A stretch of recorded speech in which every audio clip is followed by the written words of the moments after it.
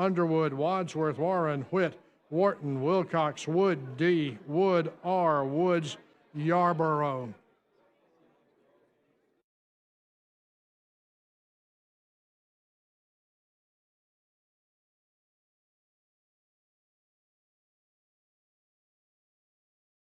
"63 members have answered roll. Quorum is present.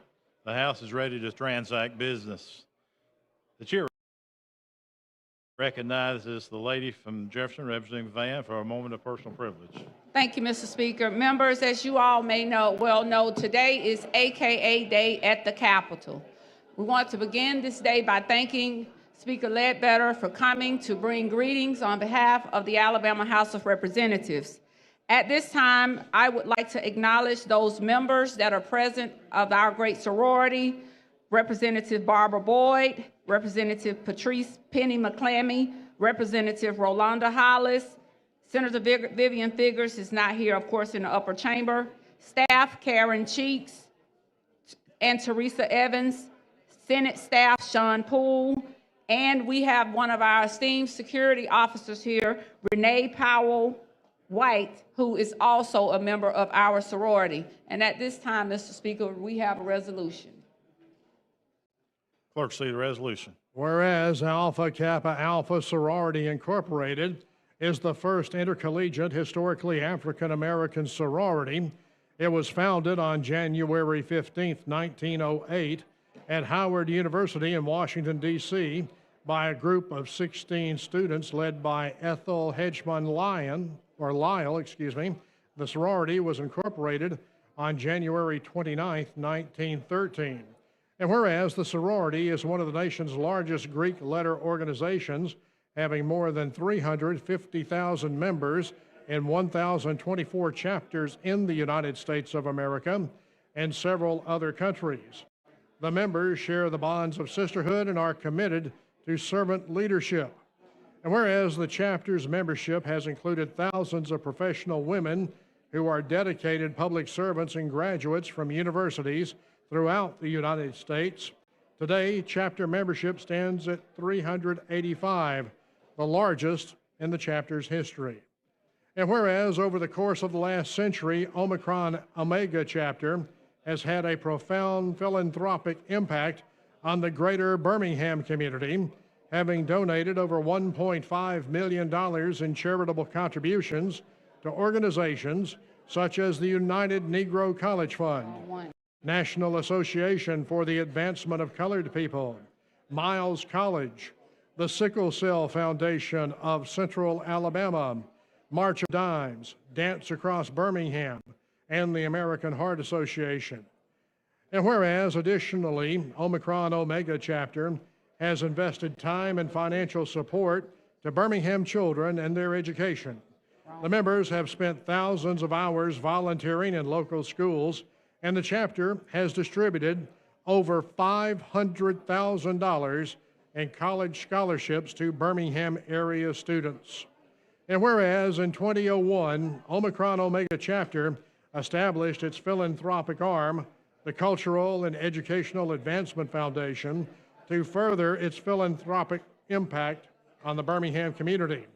In 2022, CEAF opened the Pearl Center, a $1.6 million facility in the Bush Hills neighborhood designed as a space to facilitate charitable endeavors for the larger Birmingham community. Now, therefore, be it resolved by the House of Representatives of the Legislature of Alabama that on Tuesday, February 27th, 2024, we celebrate Dr. Tracy Morant Adams, Regional Director, Alpha Kappa Alpha Sorority Day at the Capitol.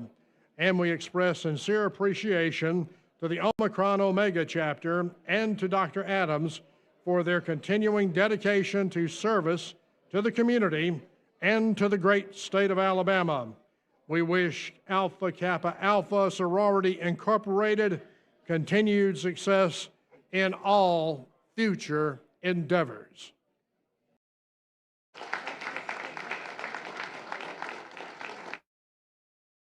Speaker, and thank you, member.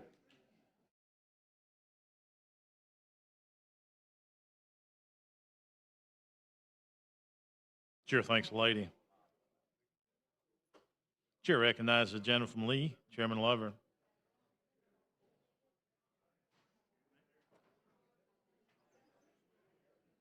Mr. Speaker, I request that leaves of absence be granted for absent members. Any objections? Hearing no objections, absent members are excused. The chair further recognizes the gentleman from Lee, Chairman Lovern. Mr. Speaker, I have a report. House of Representatives, your Standing Committee on Rules begs leave to report that it has carefully examined the Journal of the House for the 9th legislative day and finds the same to be correct. Signed, Representative Joe Lovern, Chairman.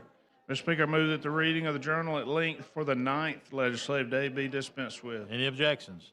Hearing no objections, the reading of the journal is dispensed with. The chair recognizes the gentleman from Mobile, Speaker Pro Tem. Mr. Pringle, for purpose. Thank you, Mr. Speaker. Ladies and gentlemen, we have several very fun events this evening I know we would all like to get to. The Alabama Agribusiness Council's legislative reception at the Alabama Cattlemen's Association today at 5 p.m. Teach for America reception day at Hilltop House from 5 to 7 p.m. Economic Development Association of Alabama reception today at RSA Plaza from 5:30 to 7. Marion Military Institute, yay, reception today at Ravello's from 6 to 9. Military Officers Association of America Educational Barbecue today at Dreamland Barbecue at 6:30. And tomorrow morning, the Alabama Port Authority reception will be held tomorrow from 5 to 7 p.m. at the Alabama Department of Archives and History. And tomorrow is the last day to RSVP for Breakfast with Main Street, hosted by the Alabama Cattlemen's Association. Mr. Pringle, you're further recognized. Mr. Speaker, I move that when we adjourn today, we leave the journal open for the clerk to complete his business. And when we reconvene on Wednesday, February the 28th at 9 a.m. tomorrow morning. All those in favor say aye. Any opposed? The ayes have it, the motion prevails. The clerk will now receive reports. Standing committees receive those reports throughout the day. The House is now in a position to introduce bills and resolutions.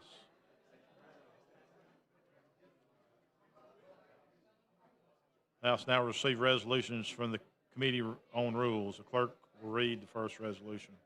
House Joint Resolution number 54 by Representative Clark, commending Dr. Sharon Malone for her dedication, commitment, and service to women's health care.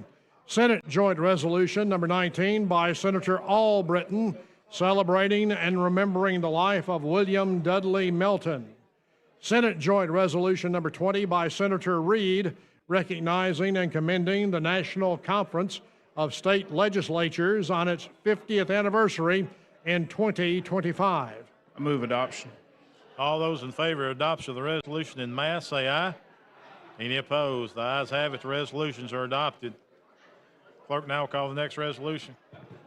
House Joint Resolution number 55 by Representative Lovern, amending the joint rules.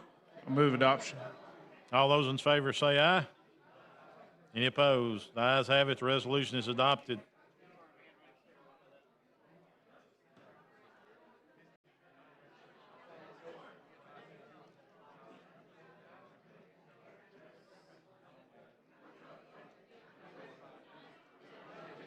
Members, if I can have your attention, we'd like to recognize the Walker County School Board, Trent Kennedy and Andy McKay, guest of Representative Matthew Woods. Also, we have Madison City Board, Madison, Alabama, Visitor Allison Lessman and Scott Newberry. They're guest of Representative Parker Moore and Representative Philip Rigsby. Let's give them a big hand.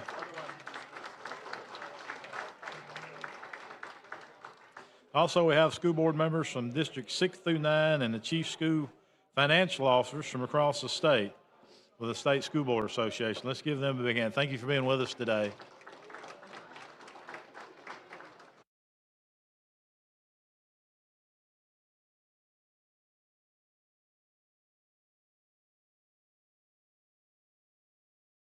Also, would like to recognize a group from Baldwin County, the Baldwin County Commission, Billy Joe Underwood and Jeb Ball. Their guests are Representative Donna Givens and the entire Baldwin delegation. Thank y'all for being with us today. Let's give him a hand. Clerk, call the first uncontested bill on the regular order calendar. On page 10 of the calendar, House Bill number 2 by Representative Chestnut relating to Dallas County.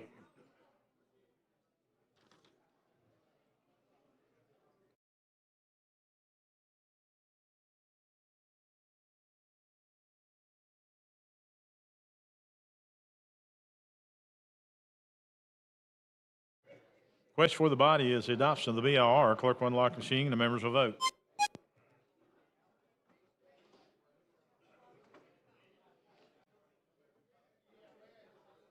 Clerk will lock the machine and record the votes. 63 ayes, 0 nays, 27 abstentions. The BIR has been adopted. Mr. Clerk. Question for the body now is final passage of HB 2. Clerk will unlock the machine and the members will vote.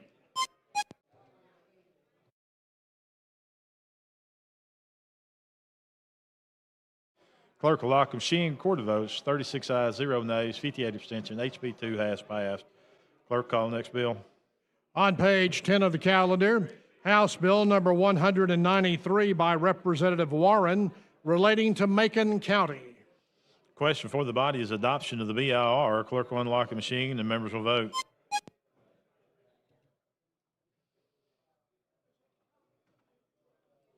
Clerk will lock the machine and record the votes. 56 ayes, 39 abstentions. BIR is adopted. Question for the body now is final passage of HB 193. Clerk will unlock the machine and the members will vote.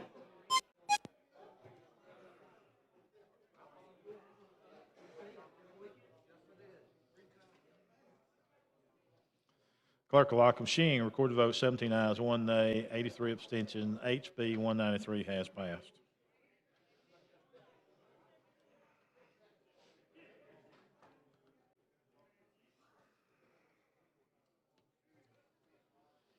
We ready for this?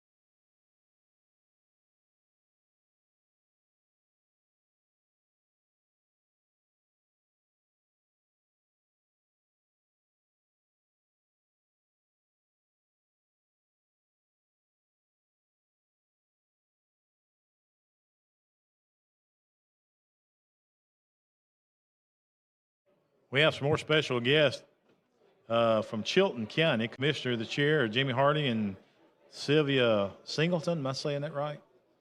Let's give them a big hand. Thank you for being with us today.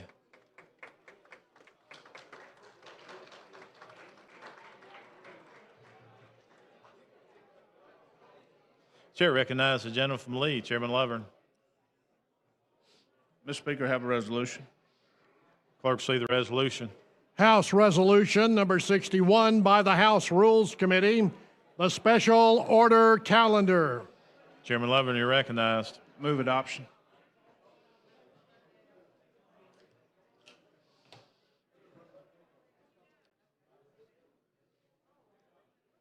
Or you want to speak on the calendar?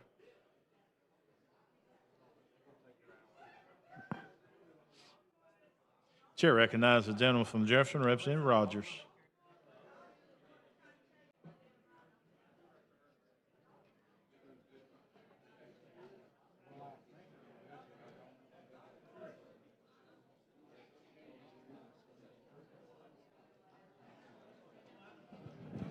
Thank you, Mr. Speaker. Now, we haven't adopted calendar yet, have we?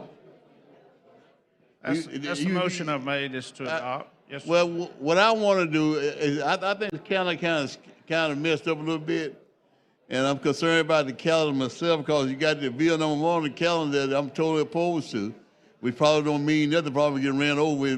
We gonna get ran over. We gonna get ran over. But I'm opposed to that because you really kill public education. So I'm proposing. I got an amendment to the calendar. My amendment is moved to drop bill number 129 to the last bill on the calendar and remove the last bill up to the first bill. Go ahead. You know, Are you submitting that amendment request? yeah, Mr. Speaker. I'm going off amendment to the calendar. The amendment going to be, I'm going to put bill number 1, the last bill on the calendar, which is House Bill 70, at the head of the calendar. Drop House Bill 129 to make it the last bill on the calendar. Clerk, see the amendment. That's what I'm going to do. All right. I'm going to tell you why I'm doing that.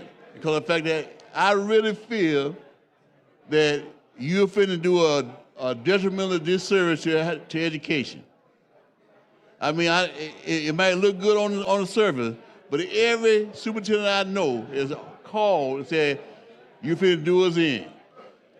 So I'm suggesting that we take a little more consideration about what we're trying to do. I know it's got good intentions, and I for one, I went to a Catholic school, so therefore. Chairman Lovern, what's your request? Mr. Speaker, I appreciate Mr. Rogers' comments. A lot of thought went into this process creating the calendar, but unfortunately, I'd move to table his amendment. Do I get my? Yeah, you heard the motion by the chairman. He wants to lay this on the table. All those in favor vote aye. What we're doing, I'm trying to substitute the calendar, all right? I'm trying to remove the last bill to the first bill, and the first bill to the last bill. That's what I'm trying to do, because it gives us a little more time to contemplate what we're about to do by killing education. Yes, sir.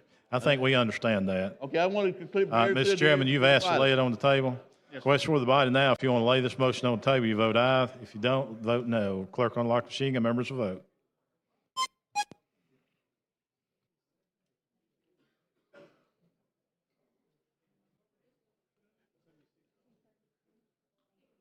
Clerk will lock the machine. Court vote 74 ayes, 24 nays, 1 abstention. The motion fails. Mr. Lovern. I move for adoption. Chair recognizes the gentleman from Madison, Representative Daniels. We talk about it a little bit. We still can talk about it before the calendar, right? We still can talk about the calendar, right? We still can talk about the calendar, right? We don't.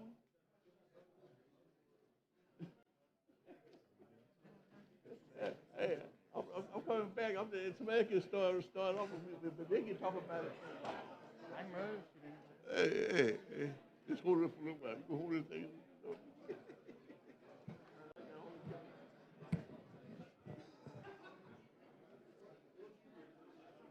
Mr. Chairman, how are you today? Good, how are you? Oh, I'm doing pretty good. I'm doing pretty good just looking at this wonderful calendar that we have here. All except 1 or 2 I think I can live with. That first bill on the calendar was one of my good friends that I have a lot of respect for. I just started to want to make sure that we get a chance to love on that piece of legislation today, because it looks like it needs a little love and attention. Well, that's why we put it first, so you could get straight to it and get straight to work and take your debate straight to the bill sponsor. Yeah, I can understand that. So, but it's in this calendar, there's that first bill, the Choose Act, is certainly an interesting piece of legislation that requires the Department of Revenue to create a savings account where the funds will be deposited into and only accessible by an educational facility or personnel. Certainly that the chairman will be able to answer all of those questions once he get up. I hope he addresses those on the front end of the debate. Do you agree? That's a question for the bill sponsor, Mr. Leader. Okay. Well, we'll pretend you're the bill sponsor today, so we'll be up here for a little while. We're the last week has been really a tough time for all of us. I think that many of us have been receiving messages from our constituents regarding a very important issue that really will certainly require our attention very soon, and where families are calling and having conversations about what are we going to do to address the issue of IVF. And so I'm certainly hope that the legislature in both houses, I know that also the governor's office, that we address this particular issue so that families can bring life into this world and that there are no barriers created for them to do so.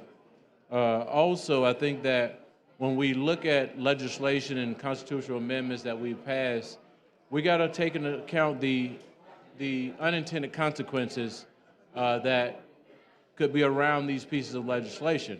And so I think that we got to have folks on standby and folks ready to really look at the potential unintended consequences on all of the pieces of legislation that we pass, not excluding the one that, the legislation that we'll hopefully be dealing with soon. Some will argue that there has to be a constitutional fix in order for us to really fix it long term. But many of us think that there is an immediate fix that doesn't require an immediate constitutional fix, which the constitutional fix wouldn't be until November at the earliest, and then thereafter. And special elections or some other things, Mr. Speaker, I think we will have to deal with on this particular issue. And so I really hope that we once and for all, Mr. Chairman, address issues that impact these families that have had a lot of their treatment to be postponed indefinitely, and some that are worried about the appointments that are coming up. And so I just hope that as we discuss the CHOOSE Act and other pieces of legislation that's on the calendar, that this particular issue, the IVF issue, is front and center and on our minds, our hearts and minds, to help the families that are out there that are going through very difficult times and a lot of uncertainty. Individuals that this is their last best chance to be able to bring life into this world, and I just hope that this is something that's not forgotten by the members in this House, and understand that this is a very important issue that I hope that all of us will come together and try to address this issue long term. I know that when you're dealing with these type of issues, you have a lot of groups out there that's very passionate about the issue on one side or the other.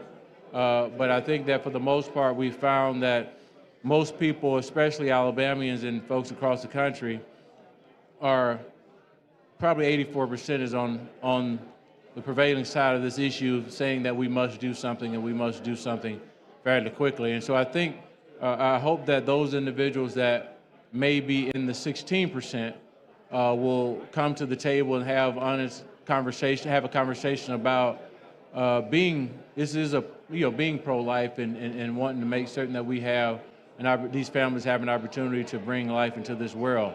And so I certainly hope, Mr. Chairman, that that's something that we get to fairly quickly during this week, and hopefully no later than next week, that we address that particular issue. And I know that the Senate has a piece of legislation that they're discussing around this particular issue, but I hope that for the most part that all of us can kind of reach some type of agreement that actually give those families some immediate relief because of where we are right now. And then long term, I hope that we work on a long-term solution as well. Now back to the CHOOSE Act.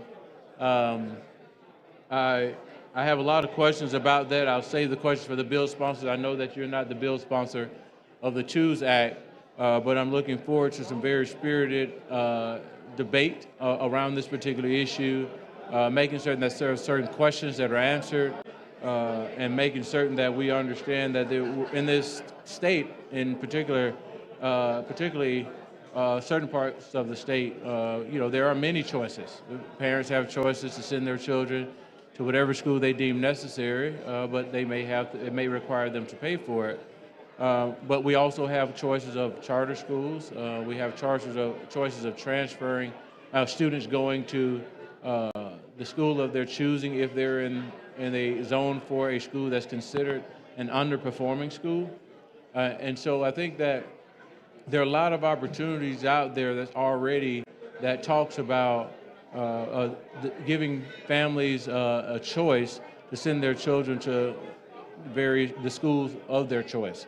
And so I hope that we start addressing issues on the front end and making the appropriate investments for these communities that have traditionally been laid in their communities and their system have been traditionally deemed as underperforming. And we know what to do to help get those schools where they need to be.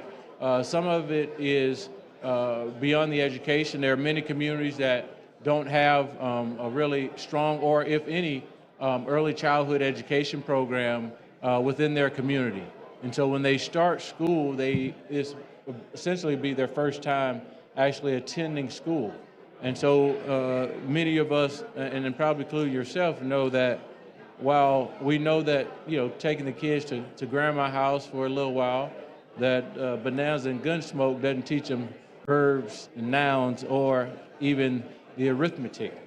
And so we want to make certain that we are placing an emphasis in those communities that are schools that are underperforming, and that we're not, because I feel like we've neglected a lot of those systems and yet to create another system of uncertainty. And I liken it always to and I say this a lot, is that when you have Interstate 65 and there are potholes in the road on Interstate 65, do you build Interstate 64 or do you repair the potholes on Interstate 65? Well, you repair the potholes on Interstate 65, and you build put a better product in place.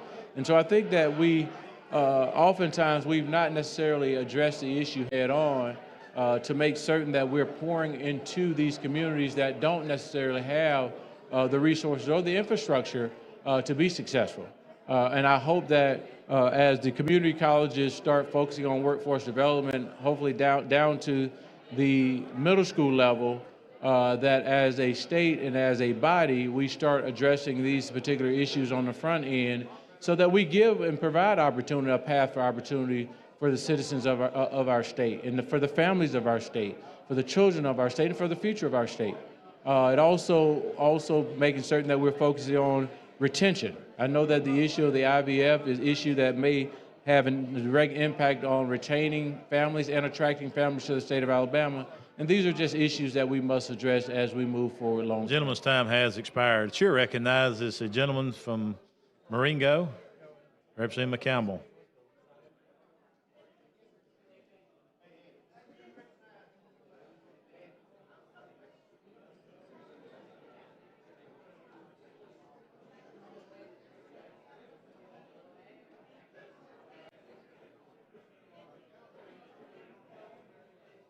While he's heading down here, I've got a few more guests in the audience. Dr.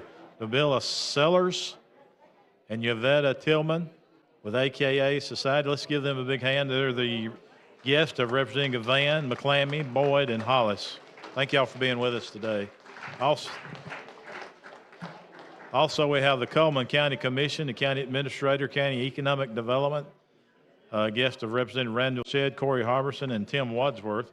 Have y'all got anybody left in y'all's district? Representative McCampbell, you're recognized. Thank you, Mr. Speaker, for the recognition. Will the gentleman yield? Yes, sir.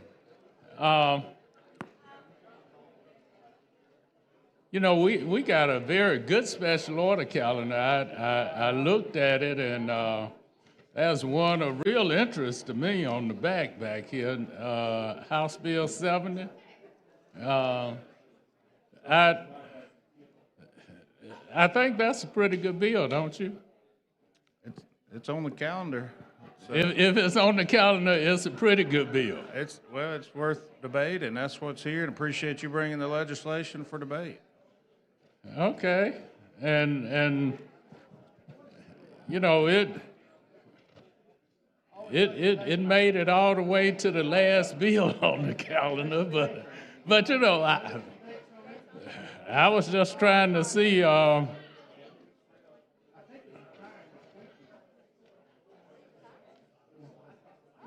And we ain't got but what, 6 bills? 6 bills today? Correct. And what else? What else do we have going on today? Anything that you know of? No, you don't have a pocket calendar, do you, on me today?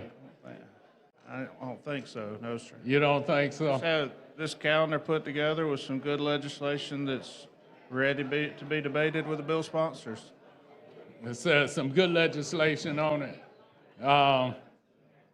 And HB 129, that's that one got to be first on the list. Well, could it have been the sponsor of it that kind of helped move that one up front, but or maybe it was the governor. Or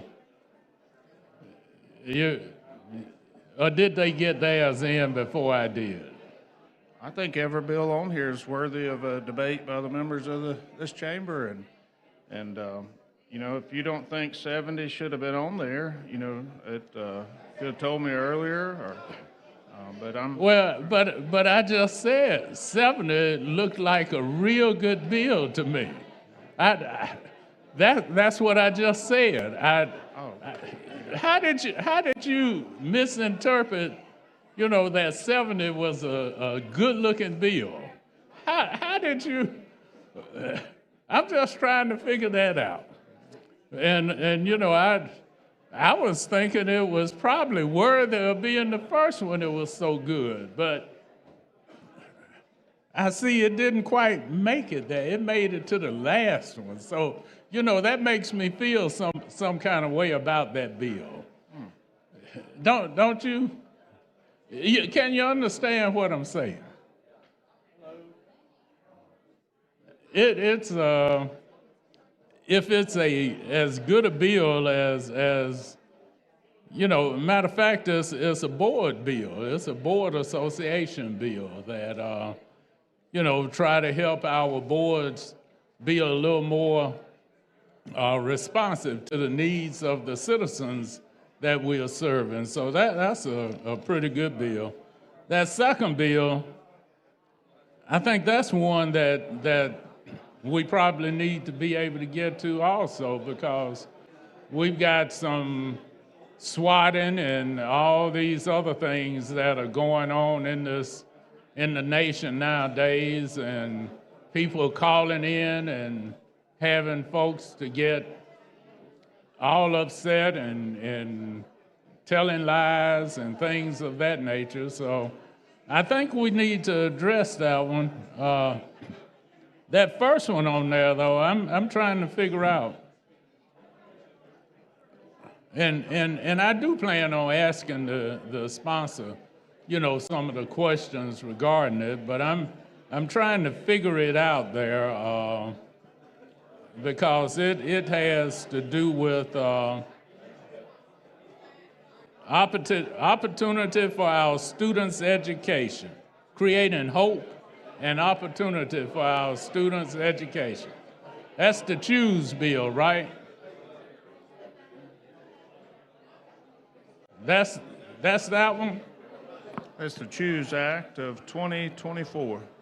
CHOOSE Act of 2024. Okay.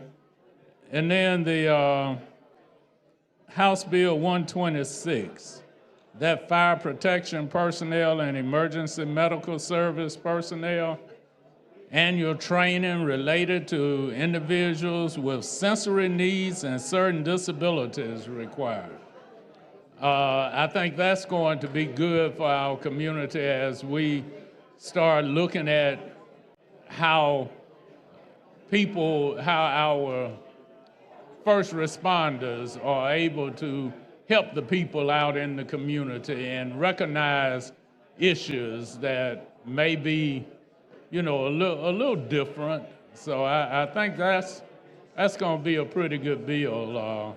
I'm actually looking forward to getting a little bit more information on that one. But I also, you know, I do want to get to House Bill 70. You think we're going to be able to get there? I don't know. Time's ticking away. Time's ticking away. We may. I hope so. I put it on the calendar in the hopes of getting to it. It looks like it's worth a debate of the body, and so You don't need to it. debate it, would you? You understand it, I think. Understand the premise of it, so you don't, you know. And that sponsor there, that's a pretty good guy too, isn't he? I thought so. Yeah, I think that's a pretty good guy. I've run into him a couple of times, and and I think Dennis and everybody, I think they are all going to like this. These new fees, I think this one is looking at, because out in certain areas, I know people have a hard time finding dentists, and then if they can find them, it's kind of expensive. But when we got some people that want to do some good service and come in and help us in areas with dental stuff, then we need to allow them to come on in. So it's a little bit of a reciprocity thing, I think. And then that HB 1001. Now, I got to ask about that one. Some of the additional items that can be considered as election expenses, but I'm sure hoping we're going to get down here to HB 70, don't you? If you just tell me you're hoping we'll get there, then I could feel better. But see, you shake your head, and that doesn't give me the hope that I'm looking for. Well, we're spending time of the day I didn't intend on us spending. The Rules Committee works hard to put these calendars together, and with the material based on time we have for debate, and hopefully we will get through the calendar. That's my hopes with every calendar I present. Okay, well, I guess I'm going to get down here and see if I can't rush it along then for folks. Anyone that you really want to get to right now, that first one, you really want to get to that one. I'd love to. If you'd move that HB 70 up to the top, I honestly believe we could get to that next, on down through there then. Well, all right. Appreciate it. Appreciate you. Chair thanks the gentleman. But I'd like to recognize some more guests in the gallery. My county commissioners from my home county, DeKalb County Commission, Chairman Ricky Harcrow is in the gallery. Good to have y'all here today. Mr. Chairman. Also, we have Blount County with Rodney Green Superintendent, Cindy Parker, guest of Standridge and Shedd. Baldwin County Commission, guest of Simpson, Gavan, Holt, Jones, Fiddler, Bracy, Stringer, and Easterbrook. Let's give them a big hand. We must have added more chairs in the gallery, it sounds like. Also, we have the superintendent, members of the board from the Tuscaloosa County School System, member of the Tuscaloosa delegation. Thank y'all for being with us today.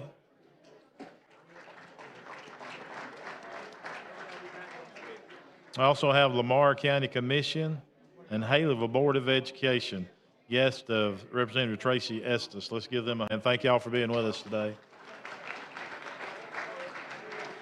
Chair recognizes a lady from Jefferson, Representative Moore.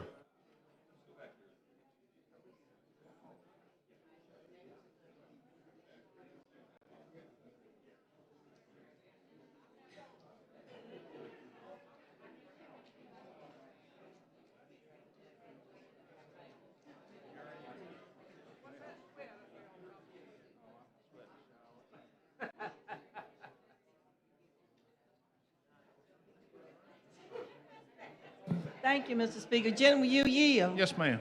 I'd like to know if all of those educators Are they for this bill that we're trying to get taken off the calendar? Is that why they're here? Can we get some head shakes? Are you for the bill? Yeah, because I know my superintendents are against it. So I know that's why you all down here, so that the people can speak. This people is trying to tell you to take this bill off this calendar today. And that's why they done crowded these chambers, because we're here to represent them. And when we don't do their will, then what they need to do is keep a little book like I keep. When they vote against me, I keep a book. And so when they local bills come up, I make sure I can make sure they local bills die. Now, y'all, these people are sitting up here in this gallery, Mr. Garrett, Mr. Speaker, because they don't want this bill. Now, what I did learn, and Mr. Garrett learned when we met with some of the superintendents, we come up with these bills, but we don't talk to the educators about them before, as if God gave us all of the knowledge to know what's best. We know that there are problems in the education system in Alabama, but the way we solve those problems, we go to those people who are on first line with it every day, and we don't do that. And I know you're not the sponsor, but we have the sponsors, and they haven't talked to these people. That's why they're here. And I just thank them for being here, speaking out, and understanding what I heard from one superintendent is the bill that we're talking about today, House Bill 129, will kill education as we know it for the future. The problem is in a state like Alabama, and any other state, but especially Alabama, we are a poor state. And we don't have all the revenues that we should have.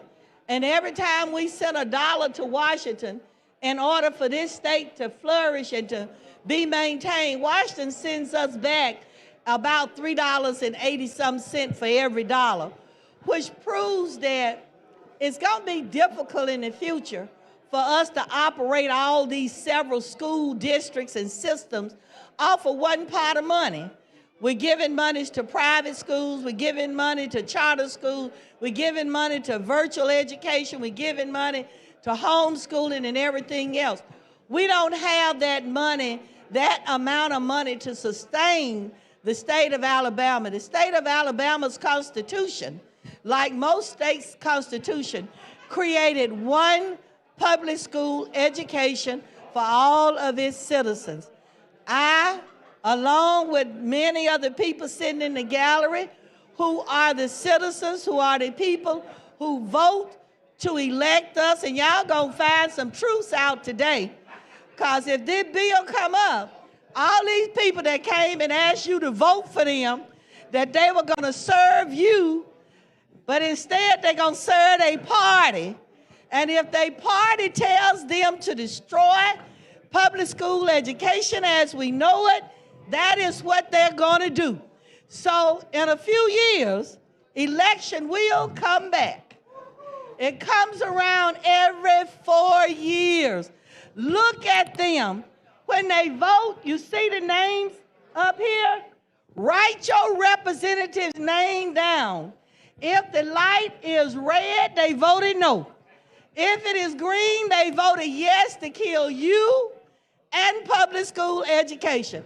I am asking, with all due respect, the sponsor of the bill, as well as the Rules Chair, to take this bill off the calendar, get the opportunity and set a date and time where you can sit down and speak with the professionals. We are not the professionals for education. They are sitting in this gallery.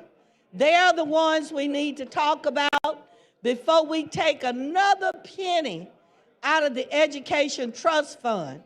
We're going to get to a point where we're not able, and we're already there to some extent, because all this excess money that we're looking at for a lot of it has come because of ARPA funds that we got and other funds that were COVID related that just filled our education coffers with money. But the appropriate use should go to the people who are every day working with our children trying to provide the best quality and the best quantity of education so that they could be productive citizens, not only for the state of Alabama, but for wherever they decide to live and settle down after they have finished their education process. I just ask, the people are speaking. Do y'all know how many people on the average a teacher has touched? And it could very well with the teachers and the people in your district that you voted for. They have a great impact on them. They are speaking to us now. They're saying this is not a good bill. They're asking us to take it off the calendar. They're asking the sponsor that he would carry it over, set up a date and time that he can have an education convention and sit down and speak with the people who deal with this on a daily basis. Until we as legislators stop thinking God gave us all the knowledge, then what is going to happen is that not only will we destroy education in the state of Alabama, but we'll destroy economic development in the state of Alabama, we'll destroy health care in the state of Alabama, and all things that's associated with a productive society. So I'm asking, and I know Mr. Speaker, let me tell y'all, Mr. Speaker got a lot of power. All he needs to do is nod his head, wink, smile. This bill will be gone if Mr. Speaker just, because he's really like the Godfather, you know, and he controls these chambers. Mr. Levon is one of his sergeants. You got Mr. Garrett, another one of his. But he is really the 4, 5, 16-star general in here. And all he needs to do is just nod to our rules chair or nod to our Education Trust Fund chair. And I can promise you this bill can disappear, never to be seen again. Thank you, Mr. Speaker. I thank the chair. Thanks, the lady. Thank you for your time. The chair recognizes Representative Vann, Jefferson County. While she's making her way down here, we'd also like to recognize guests in the gallery from Spain Park High School. Students of the 10th grade are guests of Representative Mike Shaw and Arnold Mooney. Also, Etowah County Commission, Tim Ramsey, Representative Mac Butler, Mark Gidley, and Craig Lipscomb. Thank you all for being with us today. Chair recognizes the lady. Thank you, Mr. Speaker. I'm just rising today. Mine is going to be very simple because I want to have an opportunity to speak on the bill. But I just wanted to talk about the special order calendar. And I always ask this question when we start to get in the meat of the session. And today, for me, begins the real meaty part of the session. And since you are our illustrious chair of the Rules Committee, I would like for you to just talk to me about the special order. First of all, it's simple. I've asked this a time or two from other chairs. What makes this order, this calendar, or the special order? Because I'd like to educate the public too, because I know they see us sometimes, and so I would just like to know what makes this special. Yes, ma'am. I'd be happy to answer, and I like the pink today, so. I wore it just for you. Well, I appreciate that. Thank you. I like the green. I wore the green Well, your for you. green. I appreciate it. Thank ma'am. you. All the gentlemen, men in here, most of them that wore the pink, they look really handsome. Well, and all the women look really, really beautiful. Well, as we begin the session, as bills come in, as they pass out of committee, they would be placed on what's called the regular order calendar. When they are placed into the clerk's office with the reports from the clerks from the committee. And as you remember at the beginning of the session, we started out working bills off of that regular order calendar. And once more and more bills start coming through committee, we get to a point where we start having to pick which bills and that we will feel that are ready to move forward for debate of the body. And I'm just honored to work with a committee that serves on rules, and humbled to be their leader to try to navigate through which one of those bills. There may be some bills that the sponsors are still working with advocates to get some more answers that may have come up in committee that they want to delay, or maybe some that are ready to go forward to the body. And with that, the bills are picked to be on the calendar, and that's hence the word special order versus regular order. And so that would come together into a special order calendar that would be selected by the Rules Committee, and then we have to bring it here and then move. I always bring it to the floor and move for an adoption for that, and that's where we are now. So that's how we go from regular order to a special order calendar. Well, you know, I thank you for educating me, and hopefully it won't escape me through the remainder of the session. But for me, you know, I have a bill, HB 79, that passed out of committee that I certainly want to see on the order, some order of a calendar, special order, whatever. I just want to get my bill up. We're going into our third or fourth week here now. I'm not sure what this 9th, 10th, 11th legislative day. And I want to begin to move my legislation because I heard you say a key word, important to people. Well, HB 79 is an important bill to some folks because we have young girls that are out here being trafficked out here. And I know y'all passed, and again, we have a serious problem with crowning members for certain legislation, and they become the king and queen of legislation. And you know, my rule of thumb is that we're all elected by by constituents who believe in our leadership. And I believe that my bill should have an opportunity to see the light of day. And I'm just now really starting to work some of the chairs to try to get my bills up in committee. But I just want to make sure that you all understand that all bills, to me, are special.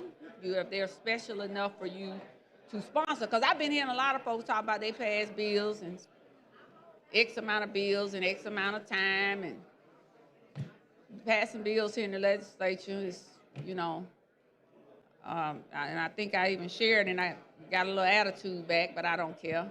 I have tough skin. I passed that amount of bills by my second year. Didn't take me 4 years.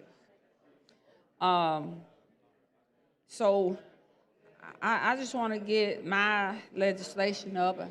I too have some concerns about this bill. I think all my colleagues have spoken quite eloquently about, what's it called, choose? Is it choose or choice? It is the Choose Act of 2024. Choose Act. So y'all have moved from, now but we're still dealing with a degree of choice schools. Am I right? Because I'm confused by the terminology. And, you know I'm not that bright. I admit my flaws.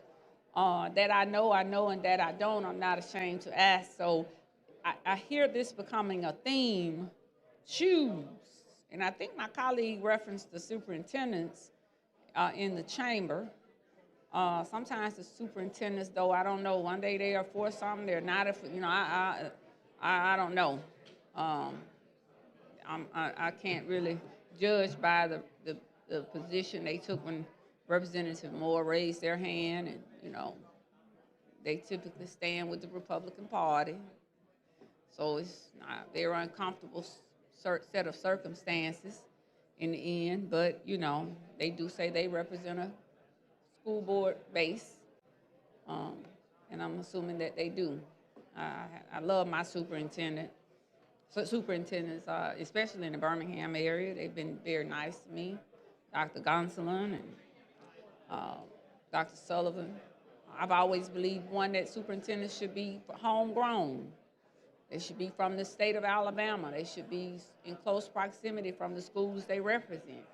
And our school systems tend to do better when we have folks that are homegrown superintendents. But I won't invoke them in this conversation because we're talking about the special order calendar, and I will reserve my comments on the bill until such time I have an opportunity to talk about the Choose Act. But before I go, how did you get to, how did the terminology or the naming get to be choose?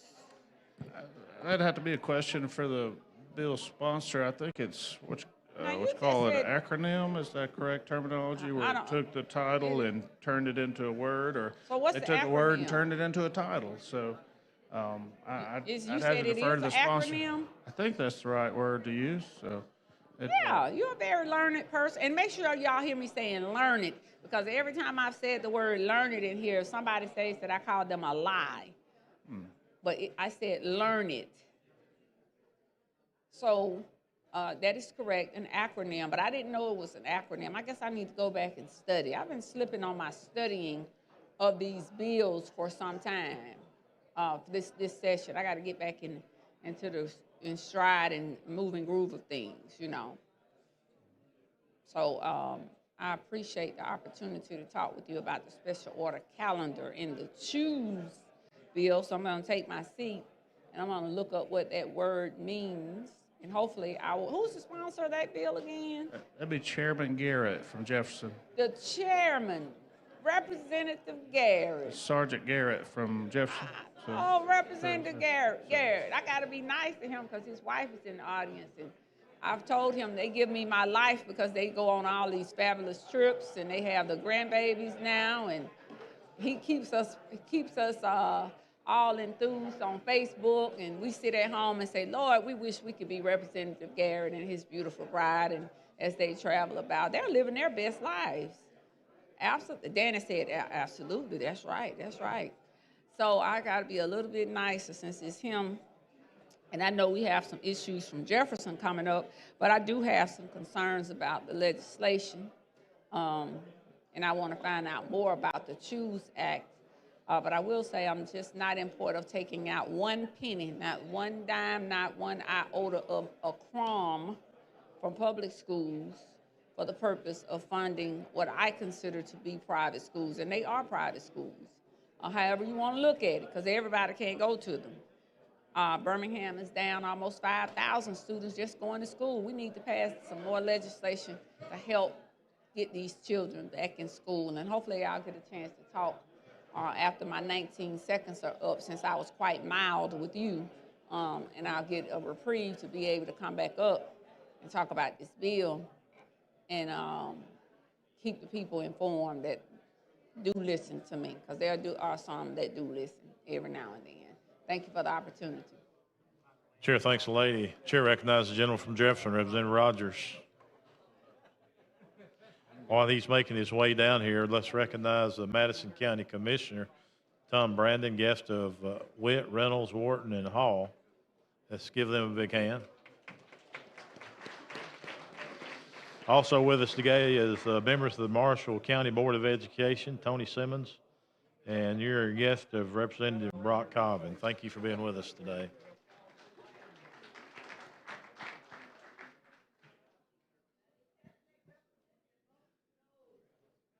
This may be a lesson in futility, because we understand the rules now. We only have an hour to debate the calendar, right, Mr. Speaker? Mr. Speaker, we only get an hour to debate the calendar. We used to have an all-day debate the calendar in the old days, but I can remember when old days, when I used to be the chairman of Ways and Means Committee a long time ago, we would die before anybody take any money out of the budget for education. And now we do it willy-nilly. It doesn't make sense. I know it's not your bill, but evidently it's everybody's bill. I can remember us signing a pact not to bother the education trust fund budget at all, take money away from public education. What you're doing now is going to destroy public education in the future forever. It's not fair. It's not fair. It really is. I know it's not your bill, but we can discuss the bill when it gets here. But the idea to even think about taking money from the education trust fund to go to private schools or whatever they want to call them is ridiculous. It doesn't make sense.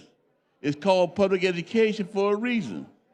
Now you're going to fix it where you can take the money away from them. It doesn't make, it's bad precedent. And I can remember back in the old days, we would never, ever touch education trust fund money at all. Since they've come up with these other kind of schools that got it coming up, it's a routine thing to do. And I resent it completely, because you're you can take the money away, but then you can't send it back. I mean, it's not your bill. Like,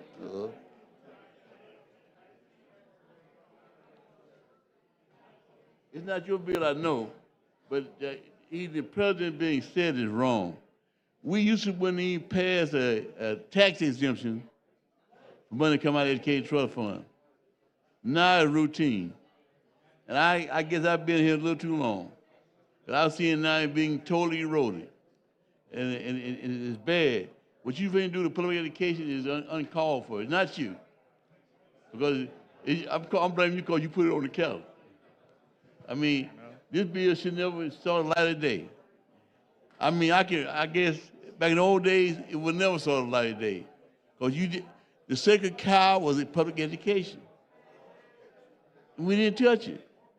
But now we put it all out there when we get ready, willy-nilly.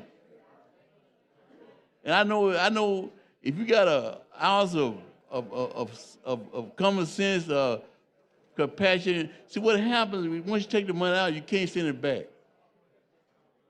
That's the bad part. Superintendent may not realize it, but once that money leaves the education trust fund, if the kid got to come right back, or he's not making it in whatever school the money going to, the money don't follow the child.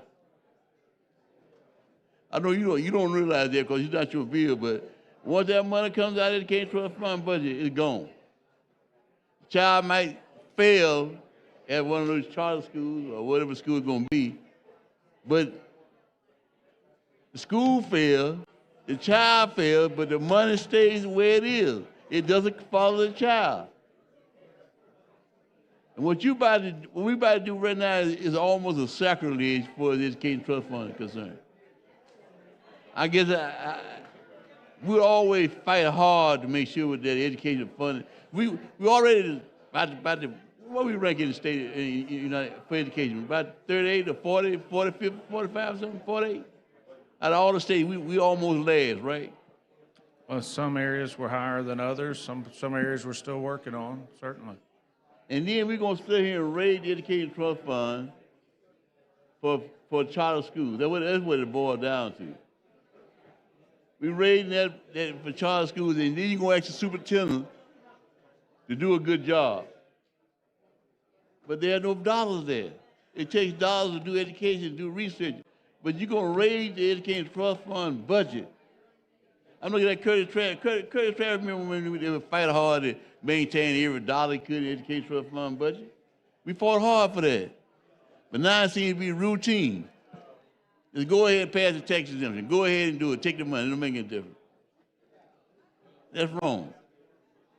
You're depriving kids of a proper education that should get it for really a private charter school education. It's a charter school bill what it boils down to. You agree with that? It's for the charter schools, right? That's what this money for? It's going to charter schools, right? The money you're going to take out going to charter schools? You got to talk to the bill sponsor on that. There's several avenues.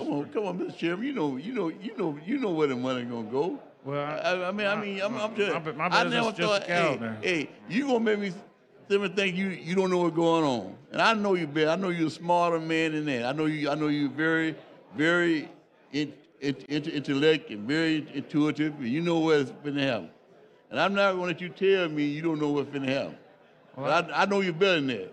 I know you know. I know you're better than that. I know your intellect is a little higher than that. But what you're doing right now, you finna rob the everyday citizen of public school for charter school, for private charter school. But it don't work, they tell me. Say they go to charter school, they stay there for a while, and they can't make it. Then all of a sudden they got to come back to the public school. But they don't send their money back. Now, if they would take the money that went to a charter school or private school and send the money back, it'd be different. Once the money gone, those superintendents got to suffer. They got to suffer with a lower budget. I haven't met a superintendent yet that told me he supported this idea. They had one thing going around and said AEA was being reluctant to fight against it. But I got a call in the morning from AEA that came by my office and said, look, We are totally opposed to this. And please speak up on it. They brought a paper around saying we oppose it because they were being lackadaisical in their opposition to the bill. Now they're totally opposed to it. Now we routinely take tax exemption from education and everything. And I know you're a very astute gentleman. I know that. I know you think. But in your mind, is it fair to rob the public schools of money to give to a private school? And just let me know what you think about that. Well, I was raised by a teacher, married a teacher, and have kids in public school, and so anything dealing with education, all aspects are important to me. Providing what's best for the child. Well, you know what I'm saying then, right? You read. I mean, you got that much background in public education. You know exactly what I'm saying. Well, I'm not going to ask you the question, do you think it's fair? Because I know you don't. I'm going to answer that for you. I know you don't think it's fair. But it's something that's got the rolling down the hill like a snowball to get bigger and bigger and bigger. When rolling down the hill, you just can't stop it. I just cannot fathom how anyone could think this could be a godsend when you taking out of the public education system. Every superintendent I know is opposed to this bill. I don't know one of them that I've met that would support this bill. All of them to a T against this bill. And I want them to realize one thing. Y'all see what's going on. If y'all can sit back every year and keep sending things that are going to hurt education by the fact that you can say, because I want to do it on one side, Democrat, Republican. It's not Democrat, Republican. It's fairness and equality. Give the schools a chance. We're already suffering enough in the state with not proper funding schools. And don't rob them more. It's not a Robin Hood bill. It's not taking from the poor, giving to the rich, taking good to the poor. It's taking from the poor, giving to the poor. Taking from the poor, giving to the rich. It's exactly the opposite of Robin Hood bill. So therefore, I tried to substitute to make it lead, but that didn't work. I knew it wasn't going to work, but it's a good try. And the gentleman's time has expired. Chair recognizes the gentleman from Hale, Representative Travis.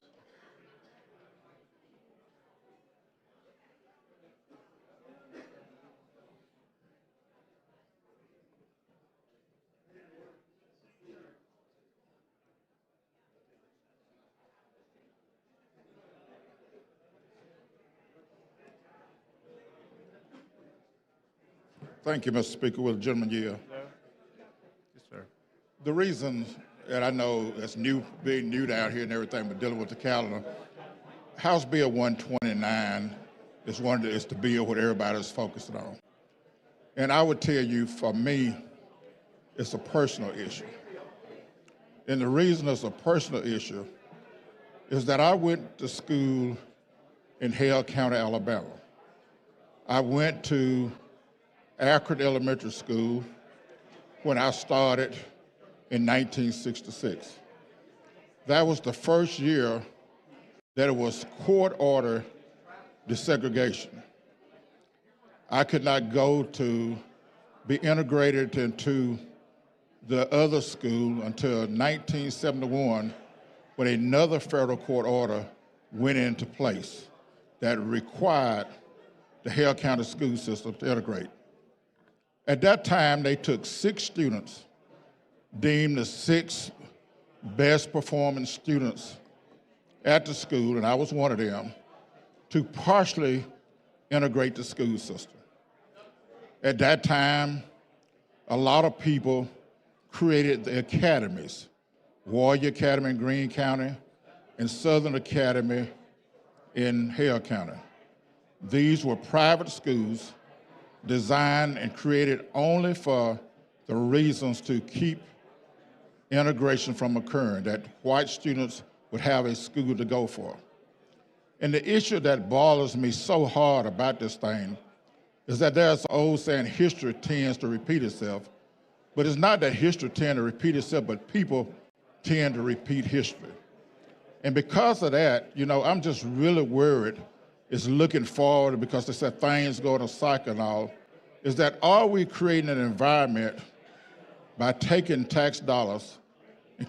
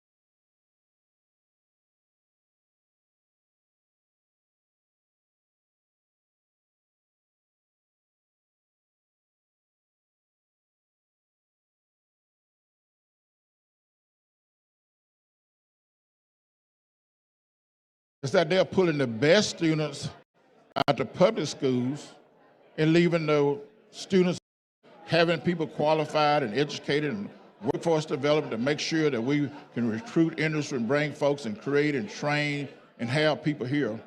And it seems like we're fast trying to create that type of school system.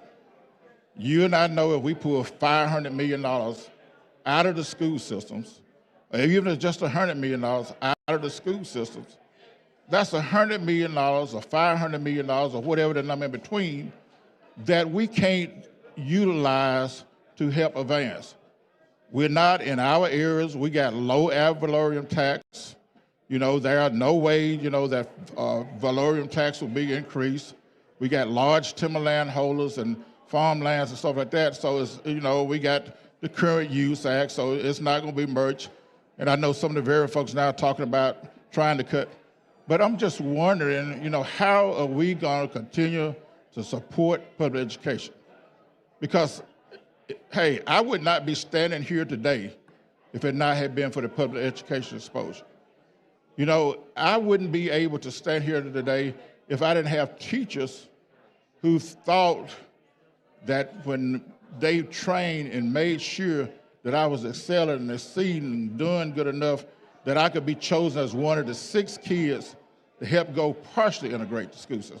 Now, later on, they did for further integration, but that's the thing that bothers me about this bill. You know, and I'm just speaking from experience. You know, if life experience could teach me something, to show me something differently, I believe it. But the old thing is that they say history of people has a tendency to repeat history. And that's what I'm worried about this bill and what effect that it has. Because, you know, what's the say? Once the toothpaste's out the tube, you can't put it back in. And that's the thing that drives me and makes me wonder, what are we doing here right now? I know it's whatever the reason it's on the table, because given what we've seen in Arizona, Gentleman's time has given what we've seen expired. in other states, with it.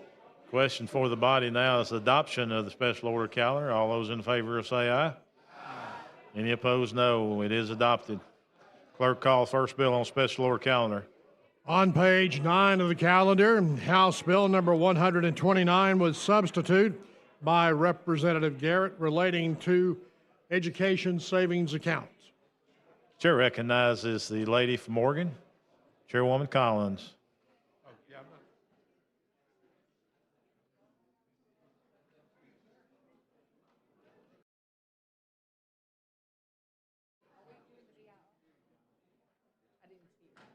Thank you for the recognition, Mr. Speaker.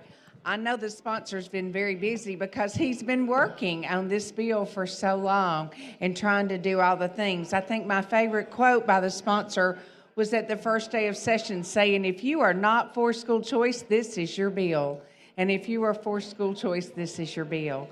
I want to say I appreciate that we are moving forward with a lot of guardrails that I think protect public schools. I went to public schools. My children all attended public schools. I think that's great. We've made a lot of movement in the school choice arena with Accountability Act, with charter schools. We've been able to watch those and monitor to make sure that we're making a difference. The two things that I like best about the sponsors bill are the accountability and the transparency. I believe this bill helps parents who make a choice to homeschool or use a private school to compare those student results with those all around the nation and see how is this school truly doing. And I think that's great transparency. I like accountability. I see that in this bill. And so I want to thank the sponsor for this bill.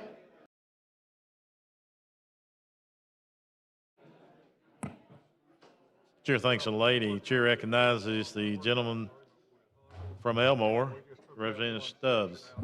While he's making his way down here, I'd like to recognize Mobile County delegation would like to recognize Mashera Ludgood and Brian Kegley, as well as Kim Sanderson with the Mobile County Commission. Let's give them a big hand. Thank y'all for being with us. Representative Stubbs, you're recognized. Thank you, Mr. Speaker, for the recognition.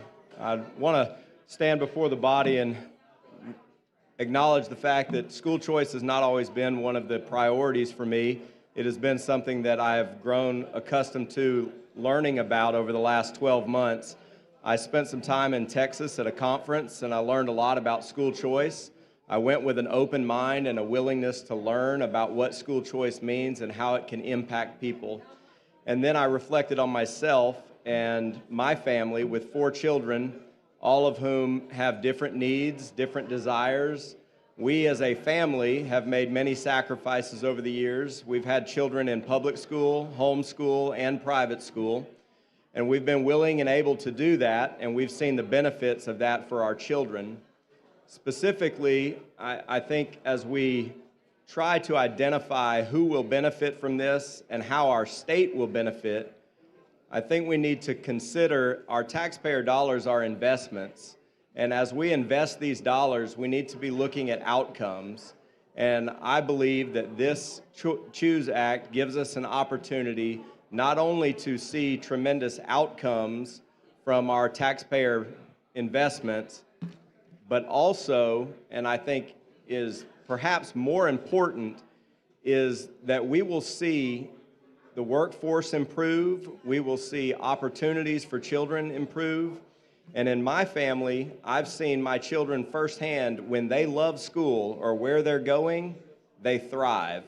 And we have a lot of children throughout the state who are in systems right now who they're struggling. They don't want to be there, and if they don't want to be there, they're not going to be successful.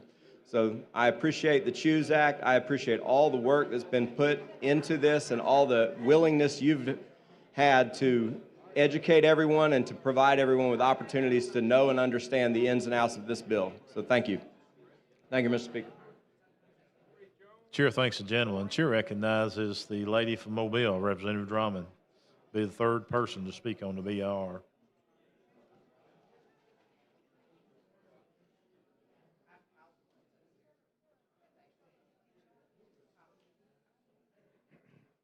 While she's making her way down here, we'd like to recognize Superintendent Gary Jones from Greene County Board of Education. He is the guest of Representative Curtis Travis. Thank you, Mr. Speaker. Will my kind chair yield? Chair recognizes the lady. Yes. Thank you, Mr. Speaker. I just had somebody say, have you explained the bill? I don't know if I need you to explain it. I've read it. Will you give just a short synopsis of my time? You want me to do that now? Yes. So I have not made my opening statement. I can use your time to make that statement if you like. No, that's okay. Okay. I've read the bill, and I do thank you for all of the changes that you've made. And this is something that has kept me up at night this weekend. And I kept looking at public versus private. And I'm sorry, I can't, everybody's getting up here talking about transparency and accountability. I don't think the two are equal in this bill. Because when you look at a public school, they have to provide for all children no matter what. Private schools don't have to do that. When you look at a public school must comply with all state laws and federal laws. Private schools, they don't have to do that, right? In this bill, they don't have to. They just operate under whatever parameter that they're operating under. And then when you look at how the monies are earmarked for things that we're doing, like we've got unfunded mandates on public schools, like for the Literacy Act, for the Numeracy Act, which are all great, for coaches, for summer. Private schools don't have to do that, right? So I'm standing here as a person, not only was I publicly educated, I don't see where there are apples and apples here. I see apples and oranges. There are certain criteria. We need to have testing for each, whatever the testing is for public schools need to be the same school for the other schools that are receiving these public dollars. If we keep pulling away from public education, how are we ever going to make it better? And I stand here for those kids that are in rural Alabama who don't have a choice to go get a voucher, or who don't have a parent who don't have the wherewithal to be able to maneuver through the system. Those are the kinds of things that I'm worried about. I mean, I told you this story before. When I was up in the Black Belt, I've got the public school has just lost all of its students, and they're having to go 60 some odd miles away to be able to make a choice to go to another public school. This bill does not represent anything but school vouchers. That's what it represents. And I know what you're trying to do, but it's missed the mark. It's missed the mark because it's taken away from public education. If we keep pulling away from public education, when are we ever going to make it better? I think the same rules ought to apply to the schools that will receive these vouchers. That same rule ought to apply to both public and private schools so that we'll have apples and apples. Right now, this legislation doesn't do that. We don't even know if there will be certified teachers. In public schools, the teachers have to be certified. In a private school, that's not the case. So what I'm standing here saying, if we're going to do this, let's do it fairly, that it will reflect and make a difference for all students in our public school system or in education. We need to have full transparency, because what I see here, if someone opts to get the $7,000 voucher, they don't have to comply with all of the federal regulations. And then I'm real troubled because if they decide that there is a special needs child out there, public schools under federal law still has to provide that service to that child. But the parent is getting a voucher to go to a private school. Those are dollars that are being taken away from public education. If we're going to do anything for education in Alabama, we have got to start putting more money in public education so that we can make a difference. And we've got to stop just doing for choice. Like, I'm in Mobile County. My students have choices. We've got signature academies. We've even got charter schools. We've got Barton Academy. We've got places where they can do healthcare academy. They can do welding academy. We've got all kinds of, even aerospace. So, Mr. Chair, all I'm saying to you is that let's make this apples and apples, because it's not. It's apples and oranges, even on the accountability side, even on the transparency side. Like, I know the bill says that they have to provide whatever, if they receive this money, they will have to provide their scoring to the parent. But what about those parents who need to know what their scoring is before they go to that school? There's no accountability there to say that that's a good private school. And I think that when I look at our workforce in the state of Alabama, we're missing the mark. The very people that we need to educate, say those that are in the black belt who don't have a choice right now, how is this going to help them? Now that's a question, sir. Where there's no school existing today, this will provide a funding vehicle that perhaps would lead to creation of an alternative option in that area. Okay, how do we know that when that alternative pops up, that is a credible school that is truly educating that child? First, it can't pop up because under the bill, a private school that's participating or any school that's participating has to be one of the legitimately reputable, certified accrediting organizations in the country. So you've got to be a member of one of these institutions that has been fully accredited in compliance with those rules. There's evidence of that all over the state. Okay, So if the schools are accredited, are the teachers certified? Private schools today have also, parochial schools, they have all different criteria within their accrediting organization. We're not. No, I just want that one question answered. Are the teachers certified? They have to be in public schools. Public schools, though, are under under federal guidelines, under the State Department of Education guidelines, and there are requirements that we impose upon the public schools. In the private schools, private sector, they're able to establish their own. They have more flexibility, more freedom in how they, and flexibility in how they establish their curriculum and how they, who can teach that curriculum.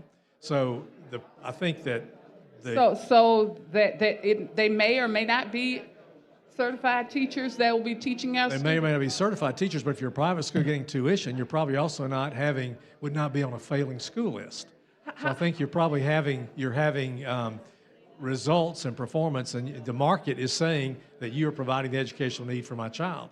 So they're not. This is different from not being under the umbrella of the Department of Education. It's giving that opportunity to the parent to select a school that's best for their child. What do we do for those children who have parents, and I'll go back to where there is no choice, and also who don't have the wherewithal to maneuver the bureaucracy of obtaining said dollars? What happens to those children? Again, where no choice exists today, then hopefully this will be a vehicle that would allow a choice to develop in an area like that. It's incumbent upon all of us to educate the people, and I'll explain this later about how the priorities will be given.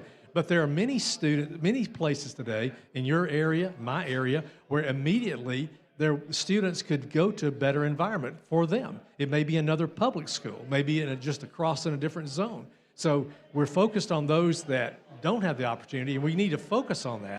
But also there are many that are in many of the public schools, they have to go to the school that they're zoned for in their district. This right here, and this bill would not allow that, right? No, you can still do that. But if you wanted right now to go into another district, right now under the law you could do that. But they might charge tuition, and people don't have the money to pay the tuition.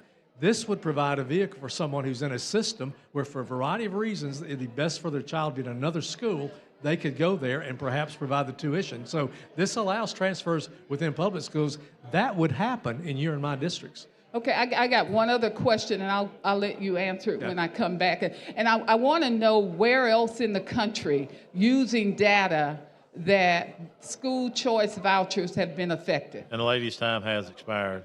Chair recognizes the lady from Calhoun, Dr. Boyd, will be the fourth person to speak on the BR.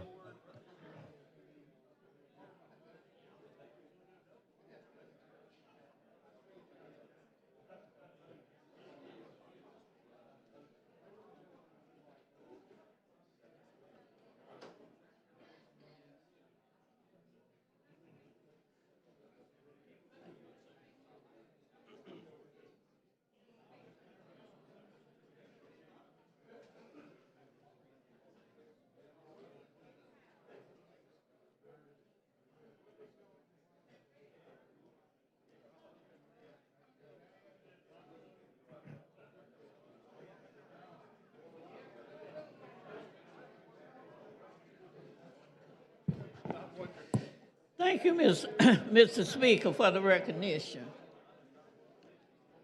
I debated to come in. I'm not challenging you. You are the sponsor.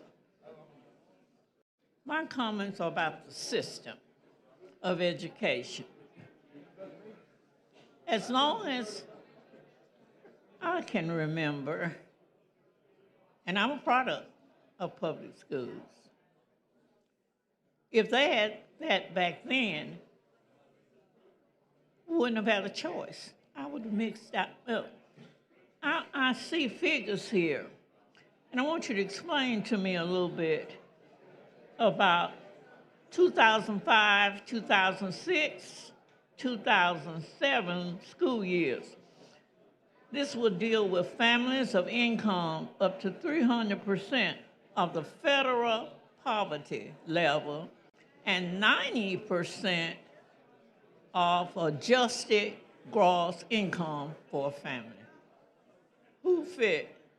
Can you help me to understand what segment of the population will fall in that category? So 300% of the poverty level for a family of four is $90,000. So that would be the max the first 2 years. A family of four with an income of $90,000 would be eligible to apply for an ESA. But within the people who apply for ESAs, the priority is given based upon adjusted gross income. So you would start at the lowest level and work your way up. So the initial priority would be given to the lowest adjusted gross income, with the cap being 300% of the federal poverty level. My previous speaker, I think, talked about apples and oranges. Explain to me, if you're already low and you've been for years and years what we normally call the black belt, how is this going to profit them? In some areas, they have no choice. Right. In some areas today, there are no choices. But if there is if you have, for example, let's just give an example, in an area, if there are 100 students that are interested in some alternative, because a private school or a church school or some alternative development there to the public school, then if 100 students go, then up to $7,000 would follow them, which means that would be seed money to develop an alternative. Now, those alternatives would have to evolve or develop. This might provide a vehicle for them to be able to finance and develop an alternative. But in many districts, urban areas around the state, other areas around the state, suburban areas, there are options today. And many of those children would be able to move to a different school utilizing ESAs. Let's look at auditing. That's an important part of keeping up with your finances. On public, do you know what systems under this bill that private schools will be audited as versus to? So the way the private schools right now that are being included in this bill would be those that are part of the national accredited organizations. They have their own standards and procedures. But under this bill, the Department of Revenue will be administering the program, and they will conduct random audits of anyone that's receiving an account or any participating school. So it would be under the Department of Revenue. To me, choice, and you can explain it to me, means that you're going to have something better than you had before. If you're already on the bottom, and that's what I don't think we realize, you got to start on the bottom with improvements before you can get middle or before you can get to the top. Does this bill do that? Yes, this bill would provide alternatives for children who need a different environment. For example, you have a situation, you may have a child that's in a school where they're getting bullied, and the school across the district line would be better for that child to be in that type of environment. You may have a system where parents are concerned because the children are hanging around the wrong crowd. Yeah. And they can go to another system would be better. You have special needs students who are in a school system right now that doesn't have the programs or wherewithal that maybe a school across the district does. This would provide flexibility and funding for parents to make those choices to put their child in an environment that's better for them. They can learn and thrive in an environment that best meets their needs. Right now, we're bound by zip codes. So if you have if you live here, then you're required to go to school here. And this would open the door to allow opportunities for families to choose to go to somewhere else if that's better for that child. That could be for academic reasons, health reasons, social reasons, physical reasons, safety reasons, many reasons. Mr. Chairman, I listened attentively, but you already have 2 strikes against you with the redistricting. Just bring it on home. It's already been taken care of before you got this bill, because in cities and counties, of some of that even before the bill. Do you agree or disagree with that? I'm not sure I understand the point. In my neighborhood, there are several housing projects torn down. There are several other areas torn down where people could walk across the street.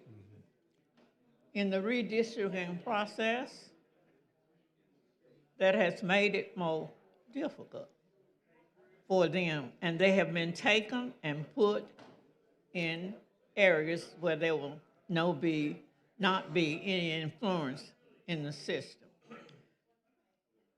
To me, I realize we're fighting a battle, but somebody has to speak up.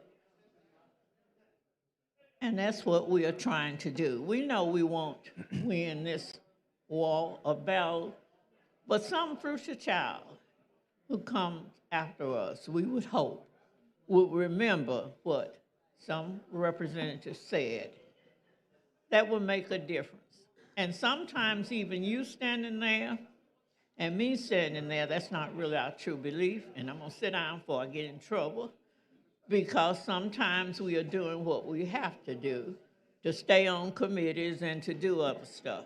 So God bless us that we'll have enough courage to look to the future of people in our families. I bet you half of these people in here are educators or have children. And I can't see, but I know what's going to happen, and I hope it won't happen.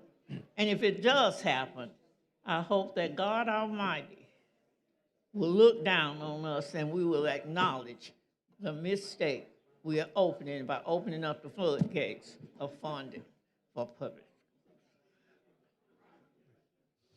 Chair thanks the lady. Question for the body now is adoption of the BIR. Clerk will unlock the machine and the members will vote.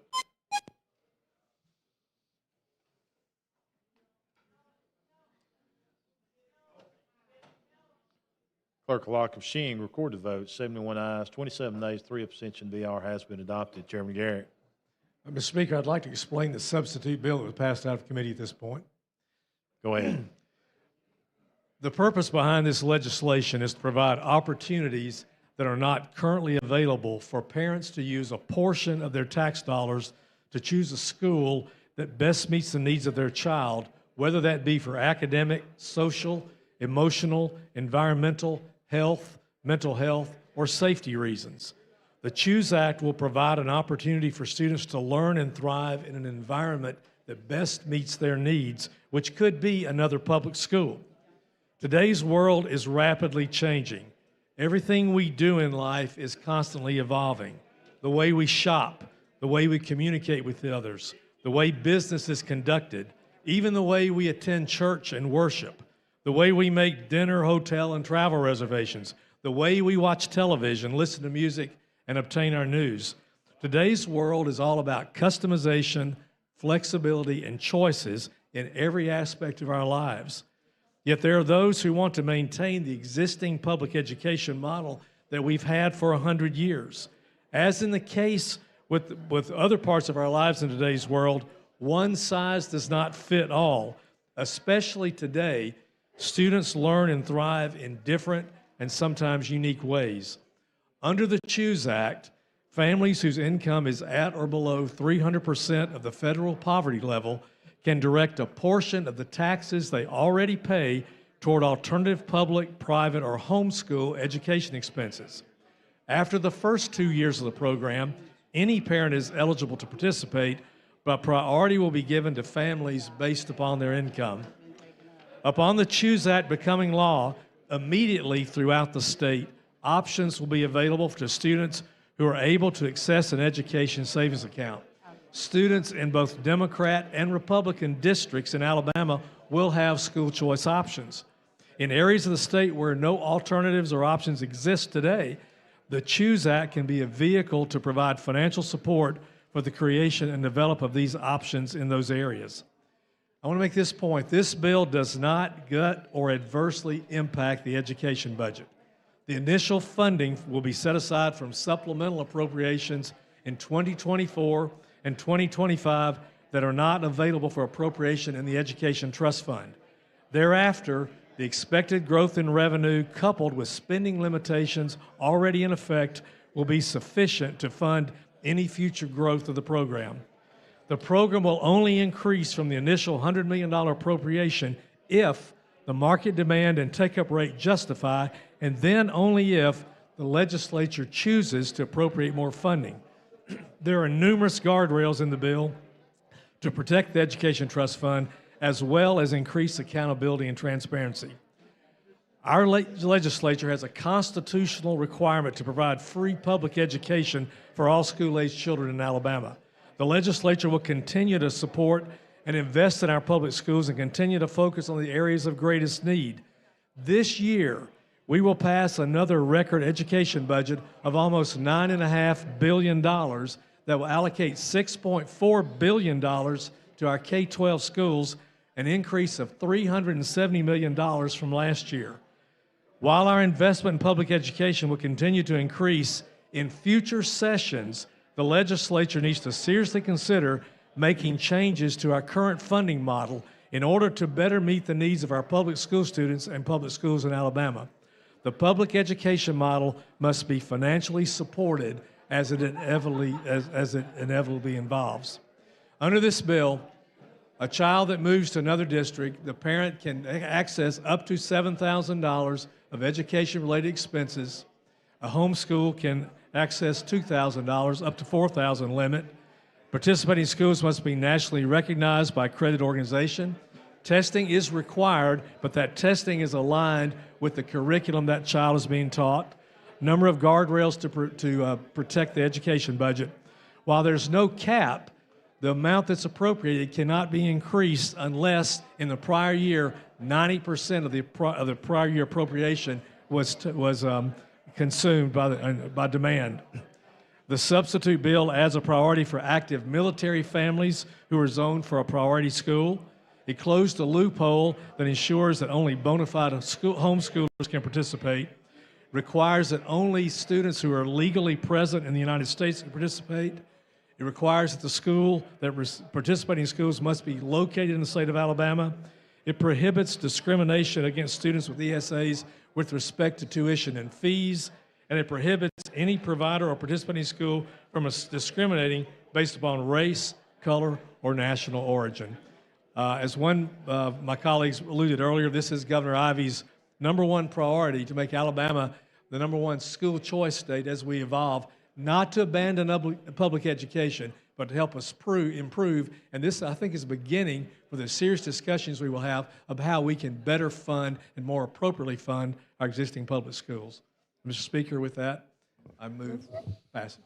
You've heard the explanation of the committee sub. Adopt the sub, I guess, yeah. That's questions to adopt the sub. I got several lights on. You want to speak on the sub or the bill? Sub, okay.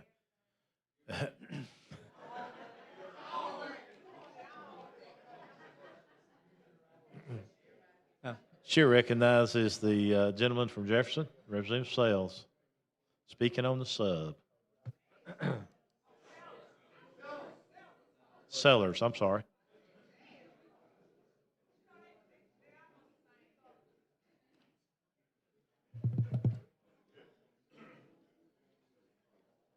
Thank you, Mr. Speaker, for the recognition. Will the gentleman yield? Yes.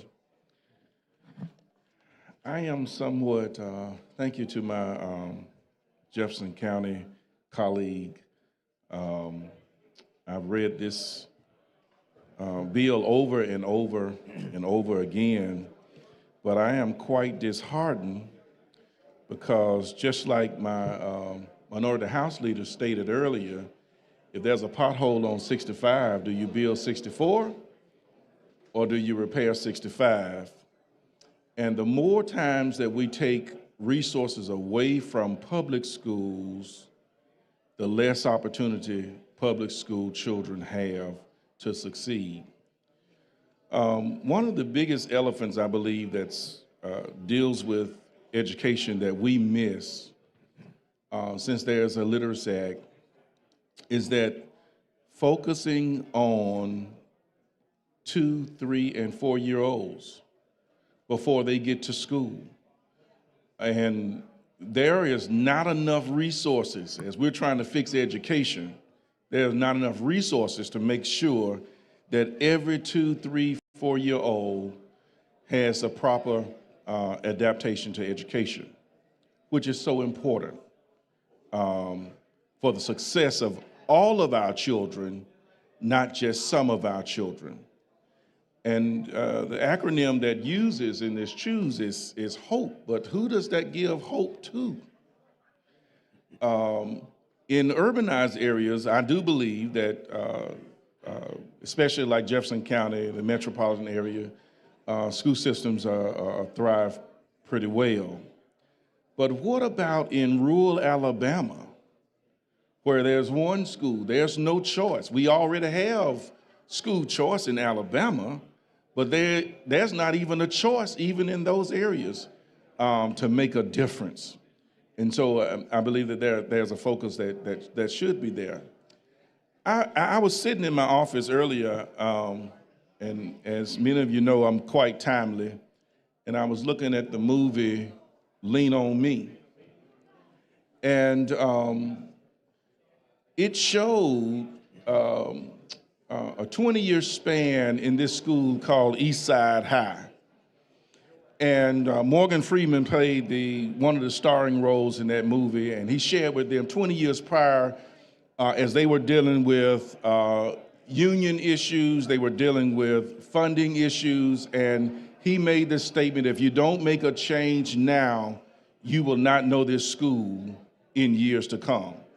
Fast forward 20 years, Eastside was one of the worst schools that they had.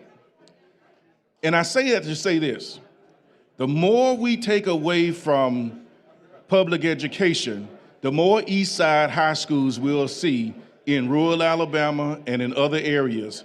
You'll have an Eastside in Hale County, or Eastside in Sumter County, or Eastside, Fayette County. You'll have an Eastside in every rural area or underserved area within our state.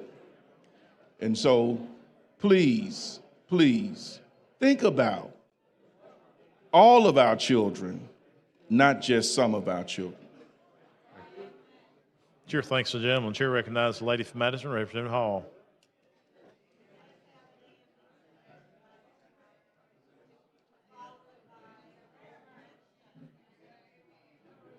Appreciate it.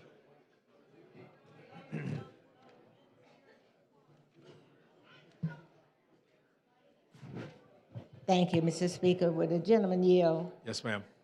So I am looking at the substitute and reading through the substitute. So there were some major changes I noticed. The title, I'll start at, I'm in the substitute on page 3. Page what, I'm sorry? Page 3. Okay. So the act is known as the Creating Hope and Opportunity for Our Students' Education. In terms of, could you identify what those would be? What are the opportunity, the hope, creating hope, what are we doing? As opposed to what we have now, hope from what we have now to where we're going? So right now, if you are a parent and you live in a certain area, you are zoned for a certain school. Sure. And you must go to that school unless you choose to go somewhere else. If you go somewhere else, the cost you incur has to come out of pocket. So you're paying tax dollars sending your child to a different school, and that's coming out of your own pocket. What this would do would be allow, and so because of that, some people do not have any opportunity. They don't have any hope beyond where they're zoned. And so that could be for an academic reason. You maybe have a school that's underperforming academically. You may have a situation where you have a child in a school that's just not the best environment for that child for whatever reason. Could be. Okay, may I stop you there? So we passed a bill a few years back that gave tax credit. The Accountability Act. Right. Right. Wasn't that what that was designed that was a different program that was providing right. for scholarships Right. for a finite fixed amount of program for scholarships, and many of those children are going to charter schools. But that was the Accountability Act, which was a different program than what this is. This actually is that program is governed is a different technical and there's 3,000 students. Under this bill, you could have up to 15,000 students that can participate, and this really puts more. Hold up just a minute. So Let me ask. This puts more of the parent has the ability to direct where their child goes. Under that other program, there's a finite number of places they can go. This one gives you flexibility to choose a number of options better for your children, that much might be better for your child. So the Accountability Act, you're saying 3,000 students benefits from the accountability. That's it? Between 3,000 and 4,000 are using it right now. That's right. And the proposed number for this Be about 14,500 students would be, the first 500 of those would be special needs students. Next priority would be the military families, and then you start the income level. But they're not bound by some of the limitations to participate in the Accountability Act. This would be for a parent who has another option, a way to potentially fund that option if it costs money. So they would not be able to qualify under both. That's right. Under both programs. That's right. Yeah, they either choose the Accountability Act or this particular This one. this does not impact the Accountability Act, but you cannot participate in both. One or the other.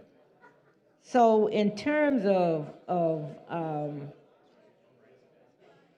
I guess what I was looking for, what is the hope that's provided other than you're saying there are only 3,000. I was assuming there are a lot more than 3,000 students benefited. Maybe so four. It's that's between 3 and 4.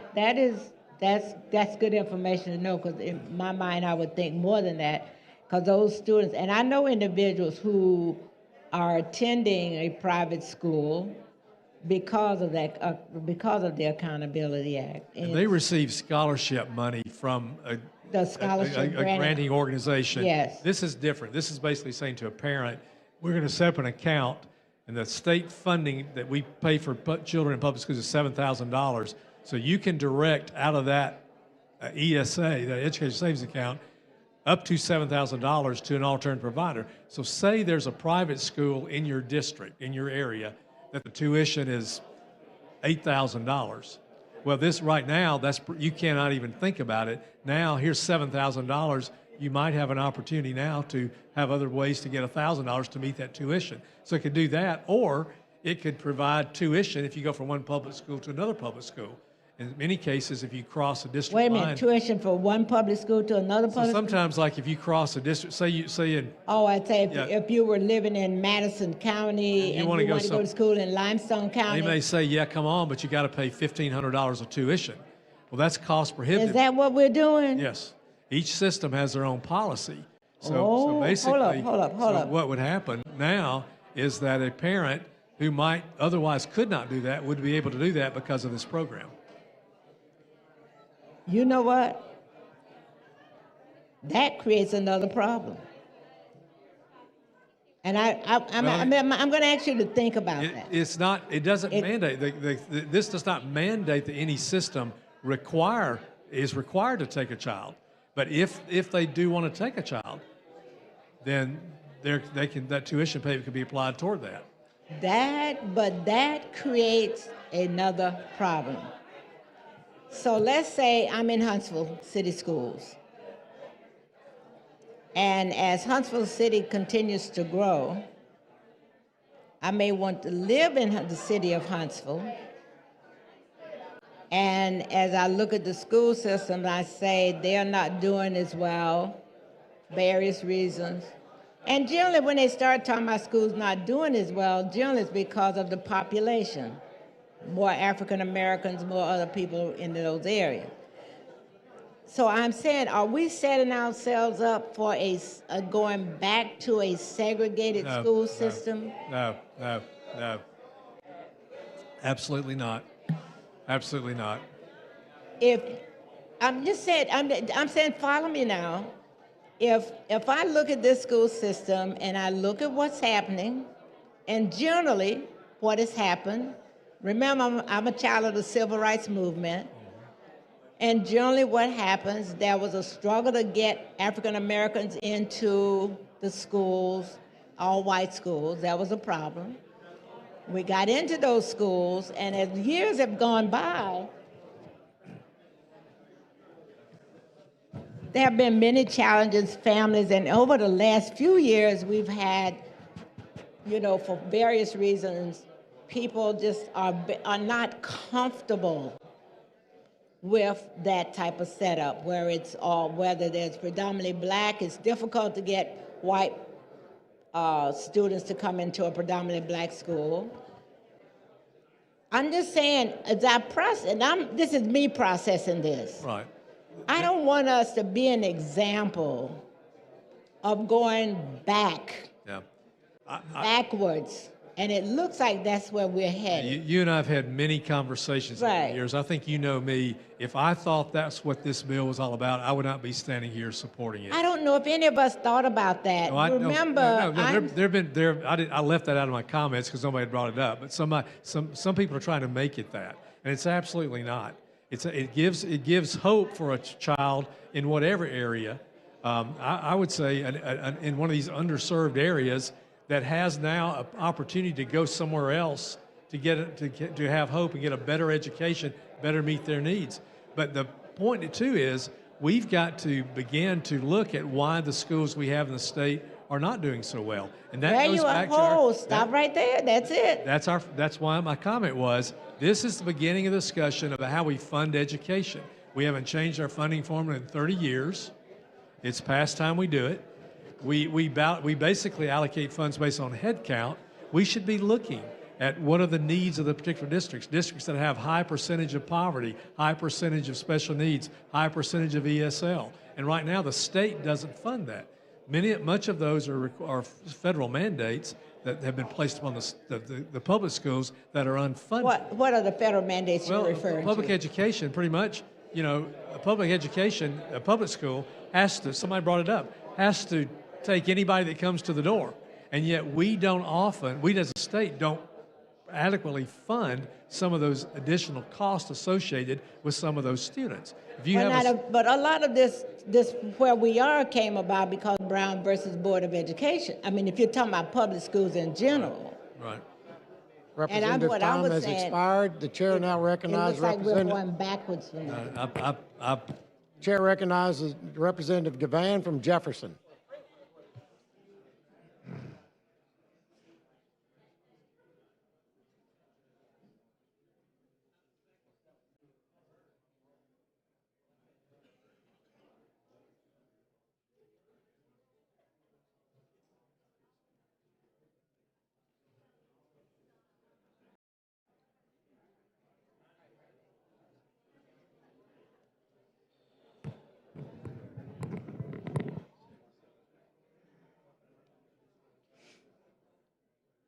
Representative Garrett, Yes. talk to me about the sub again. I missed it earlier. Okay, so I'll just take the major changes in the sub.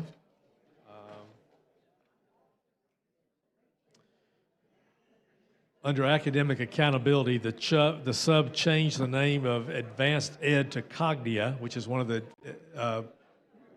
private groups, and added the Alabama Independent School Association and the Alabama Christian Education Association as authorized accreditors. It also requires that participating schools adhere to share student test scores directly with parents on an annual basis, and also require the participating schools to report school-level assessment data to the Department of Revenue. The Department of Revenue will be using that data as they're assessing where to audit and where to investigate potential issues. It also preferenced military dependents who were zoned for priority schools.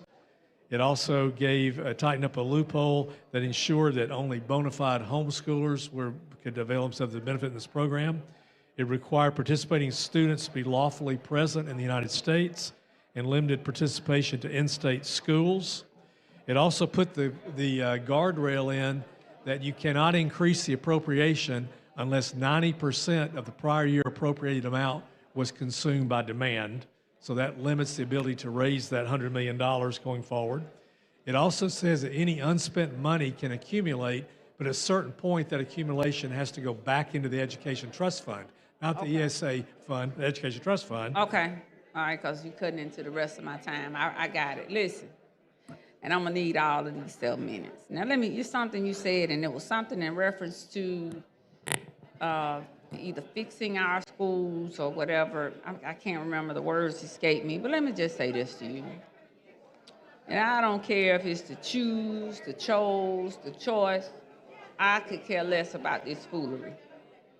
When you take one dime away from public school, that's a problem.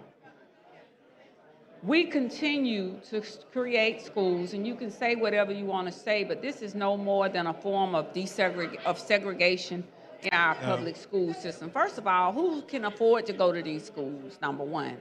Children who live in the inner city, unless they have other alternative, tell me what's going to happen with those who may be able to qualify to attend this school. What happens if they are coming from a Title I school and on the free lunch program? These parents will have to now pay for their children. That might not be the best place for that child. But there are other there's other public schools in our area that might be. But if parents have to choose, now I want to make sure that a child can eat. There's not even a way you can justify that. So I want these parents out here to know that may be sending their child to, if they are fortunate enough to get in one of these private schools, because that's all that we're continuing to do here in the state of Alabama, build a base for private schools. If it's a school that every child in the state cannot attend, it is a private school. If it's not classified as public, I don't care how you flip it up, toss it, turn it over, I don't care what you do, it is a private school. Now listen, and we're gonna stay friends after this bill. But at the end of the day, I'm not here to sit here with this foolery, trying to come up with all of these choice words and all of this stuff. This is absolute foolery at its best. If you're taking from the public school system, someone made mention, I don't know who it was, about schools. Some counties only have 1 or 2 schools in their counties. All of this money that we're taking to expend, to create, or to expand these choice charter schools, all of the money we expended last year out of the supplemental funds, we could have been building better schools in these rural areas with that money. So I'm just sick and tired of when we come here with all of these fantastic plans, but at the end of the day, there is so much money that comes in through now our Education Trust Fund that we can build back better with our school systems. We have educators who are leaving the state of Alabama just like the wind blows because they can't make ends meet. You want to know why we continue to have so many problems in public schools? We don't pay our educators. They are disenfranchised. They feel that they have been walked upon, nobody cares, so they are willing to travel across the state line to make ends meet, to make a decent salary. They've become weary, and if you're weary in the classroom, your performance in the classroom will be lackluster. At the end of the day, we can come here with all of this, pay our teachers, pay them what they are worth. Build new schools, put our children in better working environments. And another thing, if we're coming down here to fund 1 dime of education and we're not trying to figure out how we get and keep our children in school, many of our school systems, the parents are no longer even sending their children to school. period. So if we don't have a plan or a formula to figure out something for parental guidance, this is a bunch of hogwash. It's crap. We have school systems that are losing 2,000 to 3,000 students per year because they're not even attending schools. That's how you fix our school system. This doesn't fix our school system. Just making sure that parents have a choice, but we're allowing them to pay a tuition to send their children to school, and we're funding a credit for them to do so? That's not right. What happens to the other, if it's 15,000 students in a school system or 10,000 or 5,000, what happens to those students? What about the students that exist that may not be able to attend this school? Everybody raising hell about Birmingham Southern, but we're creating private schools with public dollars. When you finish at the end of the day, this is a bunch of hypocrisy at its best. Another thing, I'm looking at getting note after note on this situation, even in North Carolina. A pastor who was dead set on this type of school system received $3.6 million from taxpayers since that program started with the voucher system. Took up and defended a rapist, was a member of and is a member of the Republican Party, but went around promoting this very type of school system, but yet we're bringing this crap to the state of Alabama.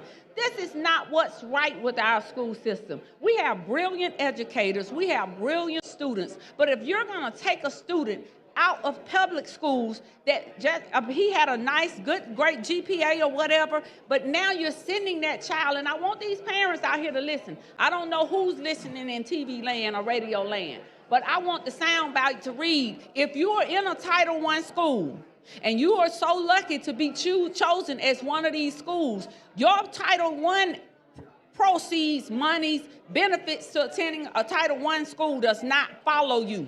If you are now in a Title I school and you're on free lunch on the free lunch program, you better be able to fix a lunch and pay for your child to get a lunch to take with him to this school. So it's a lot of red lines that y'all need to try to read behind with this particular piece of legislation. Because if it was to help everybody, even that child that leaves public school that is a Title I student should still have all of those benefits that is bestowed upon them because they attend a Title I school. I close with this. Read the red print. Read the fine line. I'm going to use every one of these 51 seconds left, Representative Gary. Read the fine print.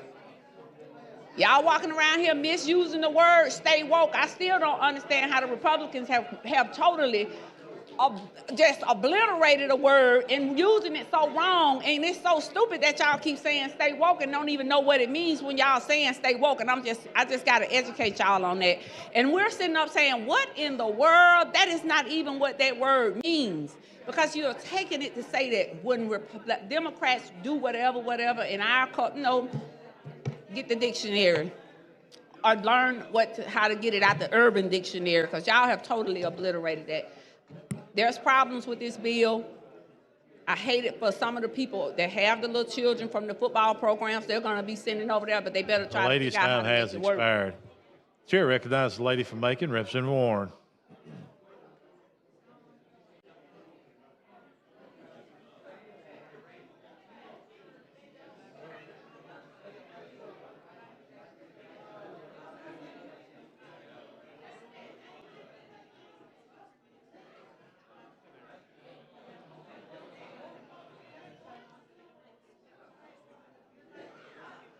Thank you, Mr. Speaker. Will the gentleman yield? Yes.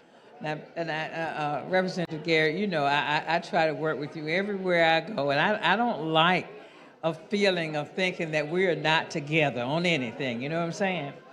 But as it relates to this bill, and as I look at Alabama, we have a problem in education. We truly have a problem in education. And it's something that I think we need to look at seriously. But I'm not sure if this is the correct answer. Being from a rural, predominantly poor minority county, where the only schools we have are county schools, the kids have no other options.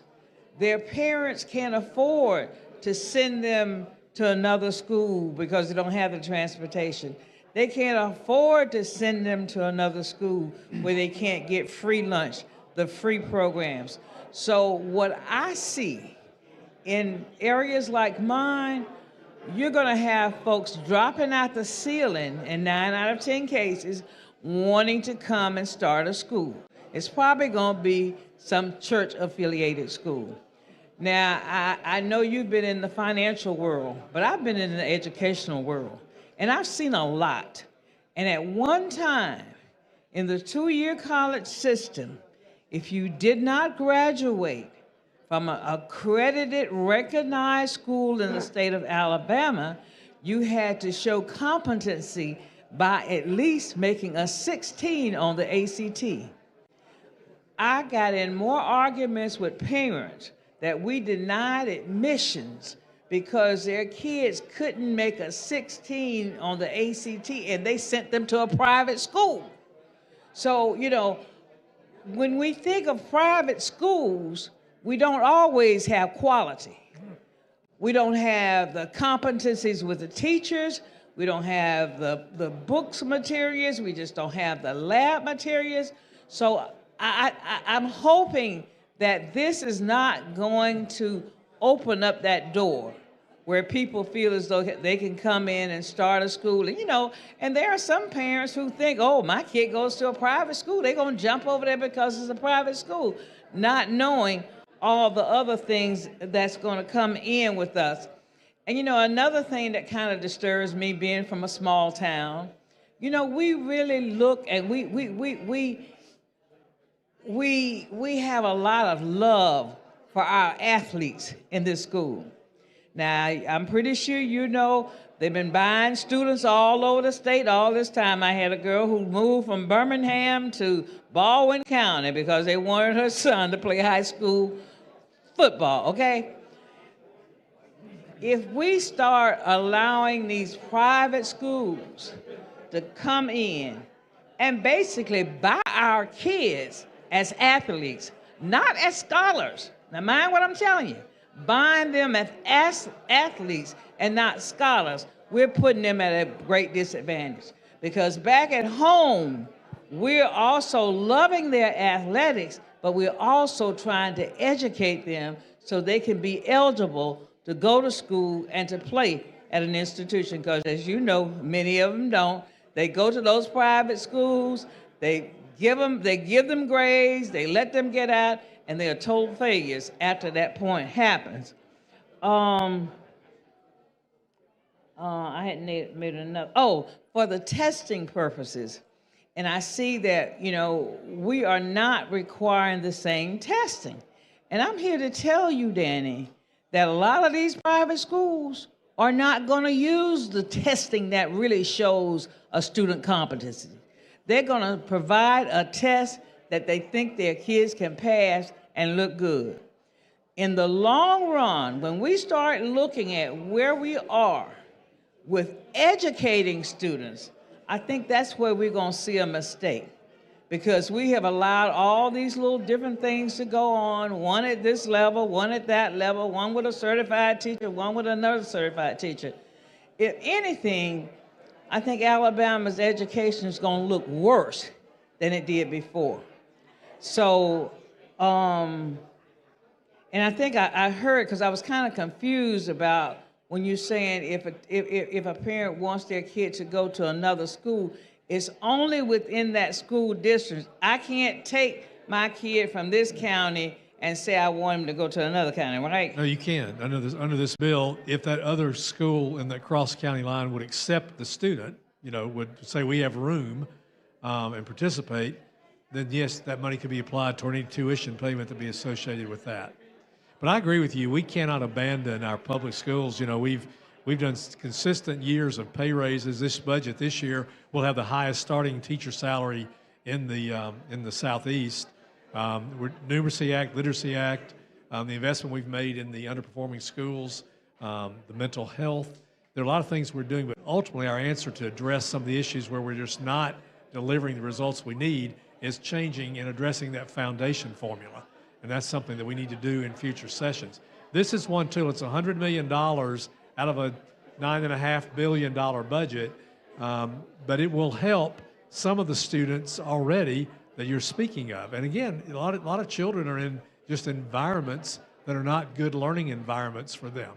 And this gives the parent the ability and flexibility, perhaps, to find a better environment. The guardrails are in place, I think, to the point that all the major education organizations spoke at our public hearing, but they were neutral because we addressed some of their concerns. Yeah, they would, I'm sure, would like to protect what we have right now, but I think as society evolves and our education models evolve, we're going to have to deal with this, and I think this is something that's important, and it's just one of the tools we'll have, but we cannot abandon our investment in public schools, particularly in the areas where they're underperforming, and the key to that is how we fund them, and I'm committed to trying to find a way to improve that. Because as I was talking with my folks back at home, and they were saying that they can't afford to lose any students, because even though the money travels with that student, whether there's 1,000 students or 100 students, they're still going to have to pay light bills, they're still going to have to deal with all the overhead, and that's not going to change by the decrease in population in those students. Right. So if we do anything, I want to be assured that our college will not suffer and try to keep the lights on. I have a school in my district that was struggling so hard until they couldn't even have enough money to pay their teachers, until the little town had to buy the school to try to give the school system revenue. We shouldn't be doing that in this state. That's because we basically count heads and say, here's the money, based on the number of heads you've got, the heads you had last year or 2 years ago. So it's really an archaic formula that was adequate, I guess, at the time. It was 30 years that ago. Formula that we use is based on local revenue, and that is always a loser for us because we don't have local revenue. So we have to address and other states are doing this. We're one of 6 states that has not updated our foundation formula, and that's important that we do that. But I was, in the $2.8 billion supplemental last year, we had $395 million, I think, for K-12 capital projects. We're going to have a lot of A&T money available for capital projects. We're going to continue to put money into these public schools and further direct that money. But ultimately, it's how we fund and what we fund is the answer to improving the public schools, particularly in those poorer areas. Okay. I know we sometimes look at our neighboring states and say it works and it works. I was really interested to learn that this bill failed in Texas because of the rural communities, saying that they could not survive. And so, before I close, I'm just hoping and praying. Maybe this concept failed. This bill didn't fail there. Maybe the concept failed, but this bill didn't fail. The school choice. But I'm just hoping that, like I say, I'm not crazy. I know this bill's going to get out of here, but at least think about some of the things we are saying. Because like I say, if we don't do it right, we will be back. Right. And the problems that we're going to be back are going to be much bigger than what we're dealing with now. I understand. Thank you. Thank you. Chair thanks the lady. Chair recognizes the lady from Jefferson, Representative Moore.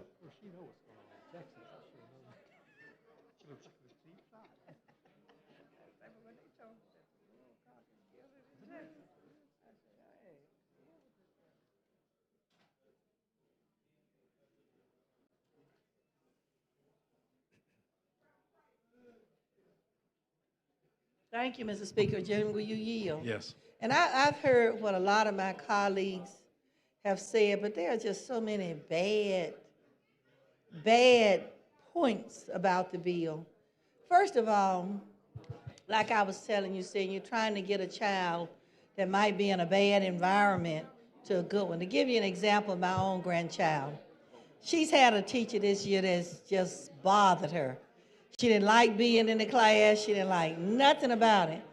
So finally, week before last, when her parents met with the principal and the teacher. The teacher suggested, well, you know, you come in on the 6th period. So usually the children in my 6th period class, I spend so much time having to stop and I can't be continuous in the teaching flow. So maybe we're gonna put you in the 4th period and see what happens. So when I picked her up last week, she said, you know, Grandmama, I didn't think it was gonna work. I thought it was just a bad place to be. But it did turn out in the 4th period, she didn't have to stop so many times to work with other students till that 4th period environment was 1,000 times better. It didn't require her to go to another school. Now, if I'm a parent and I come and say, I want to move my child from school A to school B because of the environment, I want a better learning situation. Well, when I visit your school, you're going to show me the best. You're going to stage it for me until my child gets there. And in many cases, I can't see where taking them from one school, say if it's a public school, to a public charter school, because if you're telling me you want my child to have the best quality of education and the best environment, but yet and still the state will allow a charter school to open where the teachers aren't required to be certified teachers. I might be somebody who like to stand on the corner and write poetry, but I'm not an English teacher, but you hire me as an English teacher in a charter school. So that's not better. According to educational standards, it's not better. And I think a lot of people have come up and said, we've given all kinds of examples, but I think at the end of the day, I'm going to go back to my first thought process. We as legislators cannot, by ourselves, correct the problems that are faced in public school. We need to talk and include the professionals. You're only hitting the surface. I've listened to your responses. They're only the surface. When you think about it, in public school, a child might have been born a drug baby. That child's going to require a whole lot of extra things when they get to school. Well, the parents here today could send them to a private school and do better, but I can promise you that private school won't be equipped resource-wise to address that baby that have the issues because they were born as a drug baby. There are so many other, not just normal mental health or mental illness that you might be faced with. Chances are that private schools just don't have the funding, period. No matter what you give them, they still won't have those additional funding that traditionally come into public schools. To give you an example, I've got 2 young people in my school in my church that go to private schools. Their parents have borrowed the money, paid for their tuition. They have a work program. They participate in the work program. But at the end of the school year, right now they're starting, each child in each family has to raise an additional $400 to pay the teachers, to help pay the teachers. So you're not, and so our church just got behind the 2 that we have that's in that school to help them. But like I told the parents, you thought you were doing better when her son didn't adapt in the 9th grade in the public school. Well, he's in a private school. He hadn't necessarily adapted there either. And so her and her husband just thought we can't just keep putting them in school after school. So we're going to just suffer here since we made this jump, and even though it hadn't turned out as far as environment. But the other thing, she said, every year we got to come up with additional dollars. We pay the total tuition, and still that's not enough. By you giving them this $700 to whatever it is for those private schools, it will never be enough. And what they do at the end of the day when they come around children with either physical, mental, or other special needs, they send them back to the public school. Well, it's going to take that public school a while to gather that money because we're like behind on our budgets because of when we take the count. And like you said, we got to come back and redo our formula, which I think is probably a better thing than what you're doing here. I think that if we go back and can assure through a different formula how we fund all of our schools, I think some of the concerns that a parent might have could be addressed. But just to say we're going to take your child to a new school, yeah, the first day you come to my private school, the children would probably say, oh, we got a new classmate. But then at some point, do those same group of children turn around and say, but you don't belong here? So now you might be in another bullying situation. So I'm just 560% believer that the way we address all of the issues is that we've got to sit down to the people that are still in the gallery, that was in the gallery, from the different school districts, that we don't do it. We didn't sit down with them when we came up with school flexibility. We didn't sit down with them when we came up with charter school. We've never sat down with the people who are on the front line. Like I said, when I was on the Birmingham Board of Education, all we know is we get something from Montgomery to say these are the changes you have to make. An example, last year, I think they instituted a new reading program for second grade, but they only trained the teachers maybe 45 minutes. They didn't even make sure they had, when the state made the mandate or whoever did the change, they didn't even make sure the teachers had the proper equipment to do the reading program. But you gave them 45 minutes worth of training and say, now you're on your own. And now we'll come back and say, oh, that might be a bad environment because the teacher wasn't properly trained on a new program that the state came up with. We hear that a lot. I got more reports I got to fill out. Teachers spend more time filling out paperwork than they have. We've never corrected that, but now we say we're going to give you some options, even though we've done nothing to correct the concerns, nor do we go to the people who are on the front line with our children every day. We're not talking to them to say, what kind of suggestions can you give the legislature on what we could do to make public school education? Because that's what the Constitution originally provided for. It's the legislature that came back and said, oh, we could do things better because they hadn't been changed in 100 years. But the changes we're making won't be worth what we think they are, mainly because we haven't gone to the source to make the correction. You know, it's just like if your car breaks down, you're not going to bring your car for me to fix it. Even though I tell you, look here, man, Dan, I think we could work on this. Let us get a YouTube, see what we can do. You still won't bring your car to me to fix it. You're going to take your car to someone that is a professional, that knows about every aspect of your car and how to work with it. So why don't we show educators that same level of respect? And I continue to ask that we pull this bill and come and have the opportunity where we can have an education convention and start having meetings, rural, urban, suburban school districts, where we could get an idea of what it takes for us to address all of the problems that we're facing. But this certainly is not one. I like you, Mr. Garrett. You pay attention and you've tried to help us in all the situations we've had. But I just think that this is one that's being called by somebody else. But we do. And the lady's time has expired. Thank you so much, Mr. Speaker. Go on ahead and call this bill. I'm ready. Take it off. Go on ahead and take it off the calendar. Just wait. Call for the vote. So what you're asking for? Oh, we're on different channels then. Chair recognizes the gentleman from Clark, Representative Jackson, talking on the committee sub.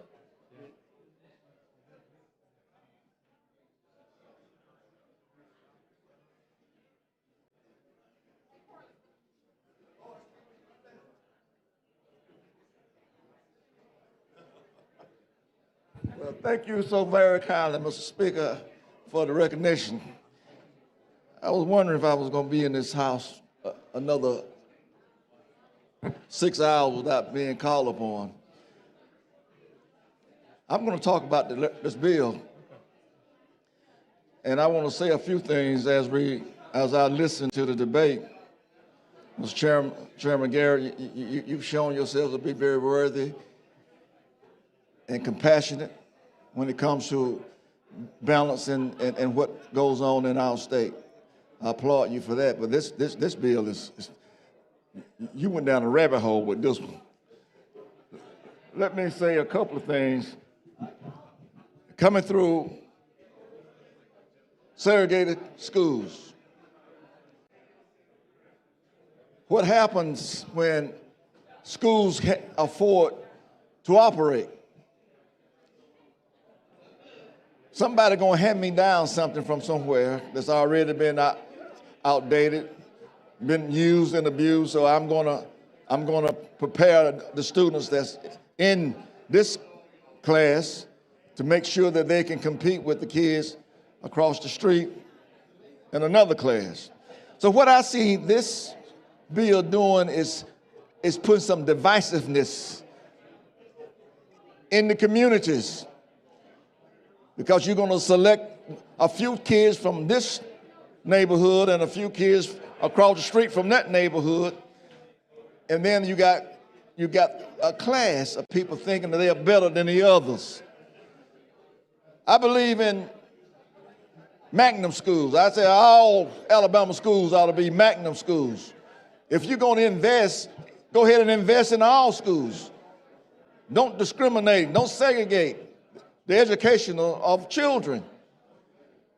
And I found, being an educator myself, 33 years in the classroom, and I found that when we give young people a degree of success, they are successful. You got a lot of people in the classroom that shouldn't be in the classroom. They're not called to teach or they don't love children. They're there because the checks has gotten a little larger. Husband doing a great job, so the wife needs to get out of the house, so she'll go take some educational classes and go call herself teaching. And this is what has helped hurt our children, those persons in those classrooms, without the love, don't believe in reaching out with compassion, don't give the abilities of those children to learn. My reason for saying that, I was a counselor. They called me the fireman because, there was fires popping up all over and there was a lot of kids in the hallways. There were little guys, little boys of color in the halls. And I would come through this elementary school every other day. I asked, why are these kids in the hall? Why are you out here? Well, Miss teacher put them out. What were you doing? So I went in and talked with them. See, the teachers don't have no patience with children who are growing. So this little kid needed to go to the bathroom, and he kept raising his hand, and the teacher wouldn't ignore him. So he didn't want to soil his pants in the class, so he got up and he ran to the bathroom to keep from embarrassing himself. And that became a conflict. And the principal said they all had conflicts. But I said, if these kids had conflicts, why are they so obedient in the other teacher's classroom? So it's just our desire, the love to want to educate children. And you got to have that calling upon you to do that. Because Janet didn't have a good night's sleep last night. And he come to that class this morning, and you don't have no tolerance for him, he gone. And I found out then that young people, they stop learning because they drop out in their mind. And they can't leave school until they get 16. They can't quit. And so they've already quit. So I think this bill is going to add to that. Now, we're talking about $100 million set in a trust fund. Now, we put that kind of money in a trust fund to make every school accountable and every school magnet. We have to be using all these different types of names for these different schools. But I look at us going back to segregated schools. That's what I look at. You said no, but The devil's always in the details. Your intent is good, but you know what you know how the enemy operates. He's cunning and crafty and he's swift, got smooth talk, say things that open your eyes to see it. Then down the road, you see that it didn't happen the way that you had written it that way. But I really hope that it does. I know you're going to pass the bill. You have the votes to do it. But I got all of my emails, I know about 110 to 1 saying, vote no. So I have rural schools. I don't have urban areas like you represent. And most of the kids that in these schools, there are academies over there. And if they were so affluent, then they would have invited the black people in there all the time, but they didn't want. That's why they built the academy, so they could just have their own thing. So you got most of the black kids in the public school, and you got the academy over there with all white. And this is gonna distort. You're gonna take away that little few monies that public school is getting, and they're gonna open their door because there's money coming. But what happens, Mr. Chairman, if it's $20,000 to attend these schools, you only give me $7,000. I don't have transportation. How am I going to get there? So I'm asking that question. Well, nationwide, there's 75 million students. There's only 400,000 ESAs nationwide. I think what you find out is that if the amount for these education savings accounts isn't enough to compensate for full tuition or tuition that helps the family take that alternative, they won't make the change. So that's why we can't just stop. But there's some it will help, but in some cases it won't. And so what we have to do is look at the public schools and how we fund them and what we're not funding, what we can do to do better. And we're trying to do that. In the last several years, we've made some investments in public education.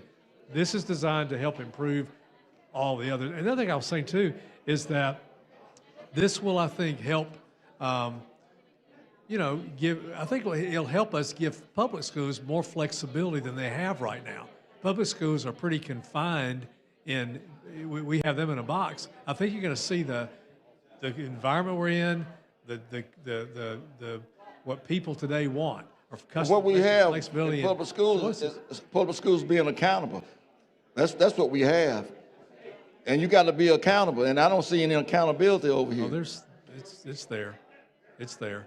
But the public school situation is a different issue, and we have initiatives underway to address that. Again, I mentioned some already: numeracy, literacy, the underperforming school initiatives, the teacher pay thing we've done. We're doing pilot programs in a couple of Montgomery schools. We've got a pilot program in South Alabama. We've got several things we're doing to try to find what can we do to help improve outcomes in those areas that are underserved and poor performing, but ultimately it comes back to how we fund them.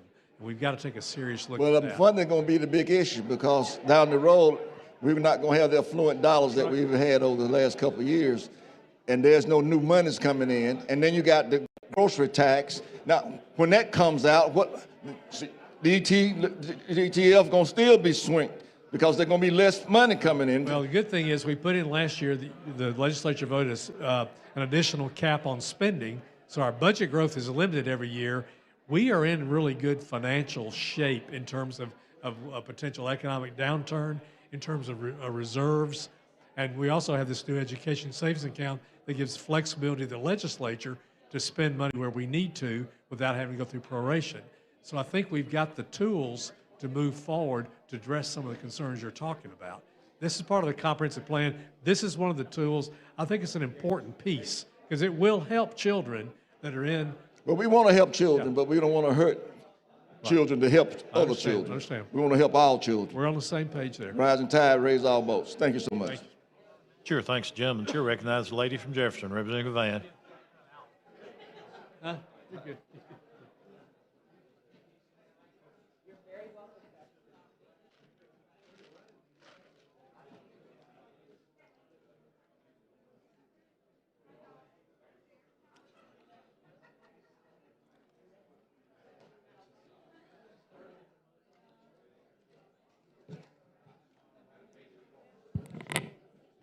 Such a nice man to be carrying this bill. Makes it hard to come up here, Danny, when you're on the opposite side of the podium in the well. I'm just disturbed. You know, I sat there and I thought about my 14 years here, and 14 years, I've never come to this mic to ask you, my colleagues on the opposite side of the aisle, to not vote for something or not do something. I've never done that. And for me, there's a logic. As I hear my other colleagues begging and pleading, first of all, your minds are made up. And so for me, it's more or less, for me, when I come to this well, I do have people that are listening and watching. But it's also for me to push a message that speaks of truth, but also a reality within that truth. So I've never, in 14 years, ever come and said, please, please, please reconsider. No. As I stated before I took my seat, my concern is for that child that lives in a household that attends a Title I school. And if you don't know, let me educate you. There are children who attend these schools, and there are some superintendents floating around the building who can attest that sometimes the free lunches that they get from school are the only meals that they may eat that day. So I don't see how we can continue to attempt to fix a problem to create private schools for which we've padded the bill with all of this fluff. We've given it a name. Actually, you're asked the student, it's actually going to be only, looks like getting about $6,000 instead of $6,900 or whatever it is. Only the top 10% of families in Alabama even pay $7,000 per year in the taxes. May I respond to that? Let me finish my quote. I got my notes. This means we will be giving more money back to the people than ever before that they've ever put in. Is that being fiscally responsible? If you look at places like Florida and Arizona, they're clawing back their vouchers now because they have become such a fiscally irresponsible practice. I get this time and time again. I received these types of notes in years past. And when we do what we do, I think we're creating a system for doom and damnation. If we're passing legislation to benefit only a few, that is not fiscal responsibility. I'm in these public schools. I have a very close working relationship with my superintendents. And I know you do as well.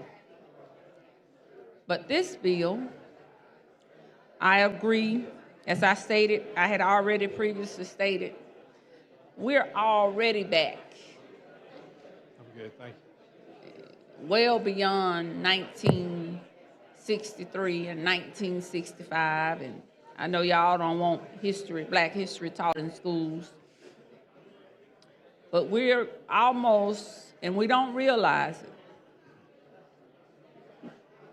back to days prior to Brown v. Board of Education, but it's being masked for something else. And I'm concerned that we're further creating a ruse to give the appearance that we're doing so much for our students. how you continue to build great school systems. You build great school systems from the ground up. You continue to fund your pre-K. You continue to create a universal pre-K system. You build better school systems when you have systems that have strong parental, educator, teacher, and children programs coupled together. That's how you better educate our students. This bill is not going to help us keep or maintain one child in the public school system. Again, I'm not here to beg. For one, I don't have to. And I'm proud that I don't. I don't have to grovel at this microphone for not one piece of legislation that has been passed here in my 14 years. But I am concerned, Representative Garrett, about the legislation that I see here. Our systems have become even more broken since COVID. We have not fixed the decline in our school system since COVID. I've been here through every piece of legislation, every themed legislation these past 14 years. When I first came in, it was a handshake for Alabama. And I remember saying to the then speaker, "You've broken my arm." So every year I stand here and I'm amazed at how you all come up with all of this fluff that impacts a few. Education savings account.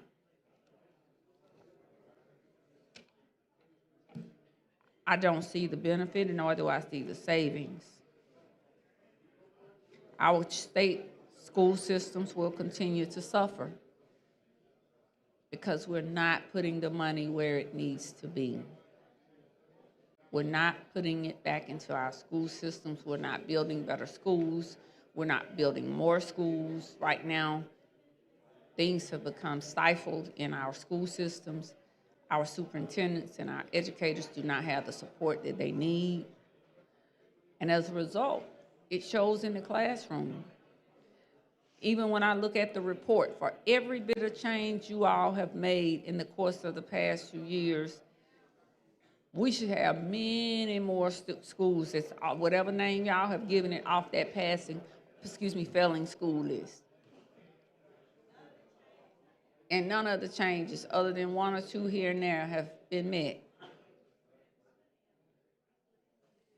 So I always say, follow the numbers, follow the math as we move about. And all of these funds will be coming from the Education Trust Fund. Am I correct, Representative Garrett? Ultimately, yes. Ultimately. Help me understand what that means. Because we're pre-funding the initial phase of this program out of supplemental funding, which is not available for education trust fund appropriations. So we do still have some supplemental. Now, what supplemental funding is this? So last year we had $2.8 billion of supplemental funding, which we appropriated. This year that number will be, I think, around $650 million. So we still have supplemental dollars left, right, from last year.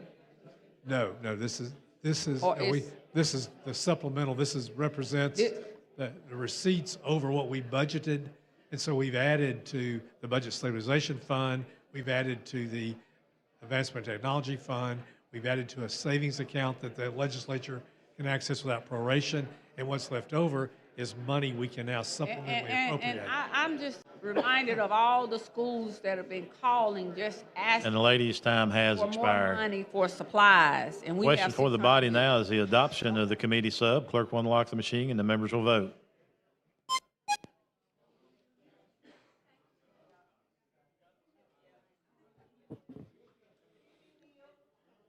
Clerk will lock the machine, record the votes. 68 ayes, 29 nays, 4 abstentions. The committee sub has been adopted. Mr. Chairman. Move for final passage. Not so quick.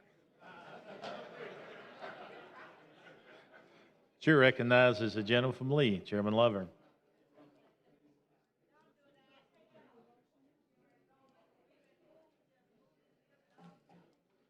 Thank you, Mr. Speaker. I do have an amendment. Clerk, see the amendment. Amendment to House Bill number 129 by Representative Lovern. Chairman Lovern, you care to explain your amendment? Yes, sir, Mr. Speaker. This would add in line 199 on page 8 the following. Nothing in this act shall affect or change the athletic eligibility of student athletes governed by the Alabama High School Athletics Association or similar associations. And then section 4A, to participate in and program a parent.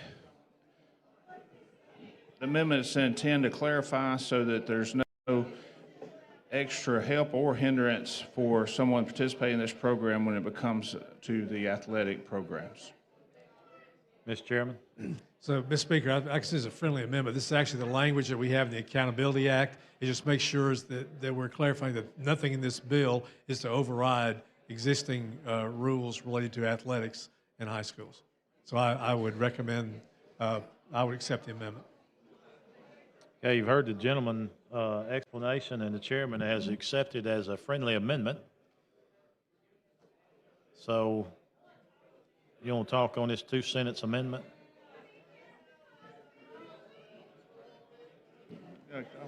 Chair, that recognizes the gentleman from Mobile, Mayor Jones.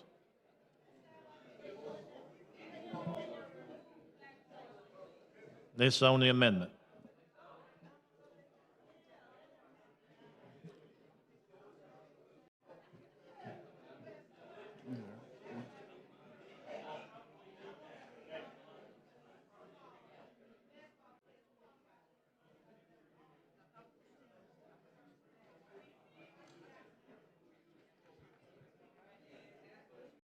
What's that?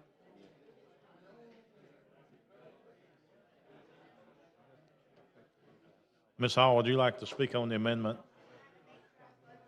Yes, ma'am. Chair recognizes the lady from Madison, Representative Hall. Thank you, Mr. Speaker. Would the gentleman with the amendment, would you tell me where we are, please? You said line. I'm going to bring you a copy. Oh, mercy. 199, so nothing in this act shall affect or change the athletic eligibility of student athletes governed by or similar association. Question. Yes, ma'am. Yes, ma'am. This bill goes, if this bill is signed by the governor, when does it go into effect? As far as the bill going in effect, Yeah, I'm just looking at the school year. Would it be so this would begin to apply for the next school year, right? Yes, 2024 is the first academic. 2024. So a family moves in to a School district. year starts in July. Right. So a family moves in, maybe a military family, and their son or daughter is an athlete. whatever the rules that apply to athletes today in that That situation it would apply under this continue. bill. They would not be able to play, or would they be able to? Does the law allow them to go immediately begin to play? Because you meant, and the reason I'm asking, I'm talking about going outside of their school district. They're going into another school district. Yeah. What we're clarifying is that this bill doesn't affect whatever those rules are that apply today to existing athletics, whether it be public, private, or whatever. It will remain as it is now. We don't want this to be no interpreted. exceptions. We're not saying we don't want this bill to be interpreted as unraveling what they do. Okay. We're All right. incorporating the same language we have today in the Accountability Act, which is what the current law. Whatever the current law is. All right. Okay. Thank you, lady. Chair recognizes the lady from Mobile, Representative Clark.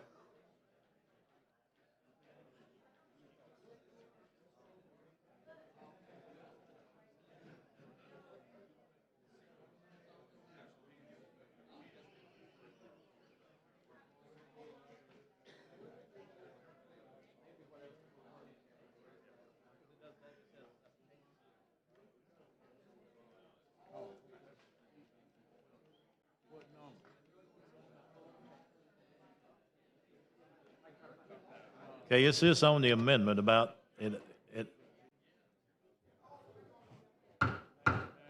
Let me make sure everybody understands this, and I understand it too. So this amendment is the same amendment that the High School Athletic Association has for K-12 today.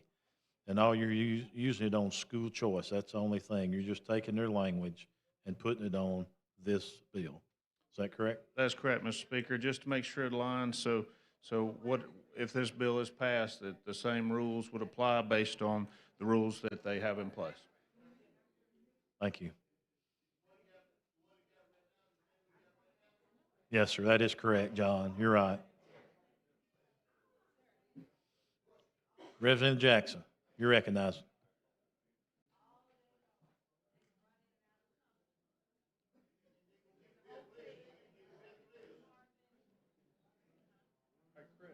Thank you. Thank you. Now, I was told that this amendment prevents schools from recruiting athletes. Is that what you're saying? Well, that is the intent is to make sure it aligns with the rules that they have in place with the High School Athletic Association. Now, what gonna keep me from going to that school over there if I'm a good athlete over here? You gonna say I can't go over there? Well, whatever the rules are in place. What are the rules? So, what are the rules? I'm not sure. You got all these classifications out here, so the rules have to be open because the school system keep growing, classification keep getting larger. 7A now, it used to be just 6A. This keeps it in line with the rules by the people that make the rules. Well, I'm just trying to find out what the rules are now. Can you explain the rules so I can go a little further than what I'm questioning now? They would be in line with what the rules are currently, and that'd be a question for the High School Athletic Association. In other words, you don't know. I don't know all the rules of the High School Athletic Association. My question was, how will this apply to any athlete? Since this rule will be where you can't recruit, but the incentive is my family gonna get $7,000,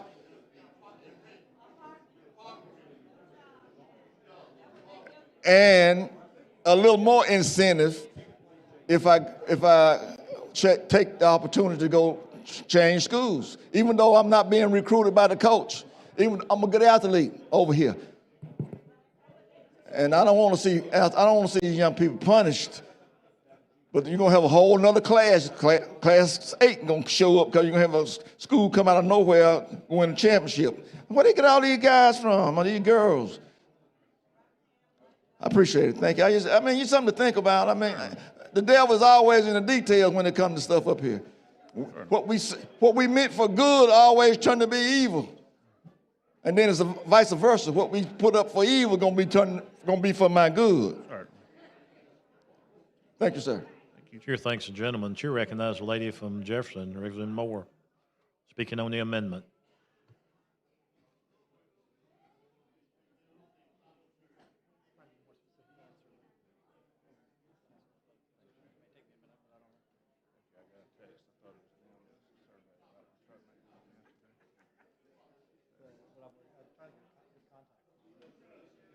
Thank you, Mr. Speaker. General, you yield. Yes, ma'am. Why is this amendment necessary?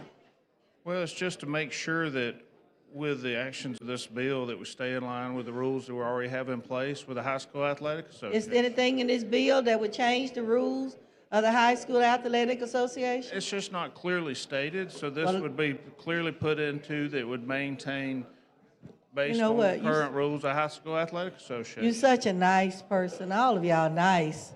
I just don't understand how y'all could sleep at night doing the things and saying the things y'all say when y'all know they ain't right. I know in my neighborhood what it does. If a young man is a good football player at Carver, Thompson will come and recruit him. They will give the mother a nice apartment. If she's working on a menial job, she gets a good job for 4 years. If that young man is recruited by Alabama or Auburn, Then she gets other amenities. There's nothing in this bill. There's absolutely no reason for this amendment because the whole bill is out of order. Not only, and you know, we just have to come and vent. We know y'all gonna run over Mr. Speaker, and we appreciate you doing that. You know, being quiet about it. But y'all, this ain't right. You know it's not right. And they done changed you. Weren't you a fireman? Yes, They ma'am. done changed the firemen, y'all. They got the firemen playing these illegal games. There's no reason. I didn't see anything in this bill where we have to make anything clear because everything about the bill is unclear. Everything is shady. Every ounce of the bill is shady. So if we clarify one part, then, as I said earlier, Mr. Speaker, is that a reason for us to carry this bill over? And then let's sit down with the professionals to see how we can clear up all of it. Wouldn't that be a better thing to do? Because what you're doing is not right. And I don't know, I understand, and you're such a nice person. I believe you probably sang in the choir and everything else.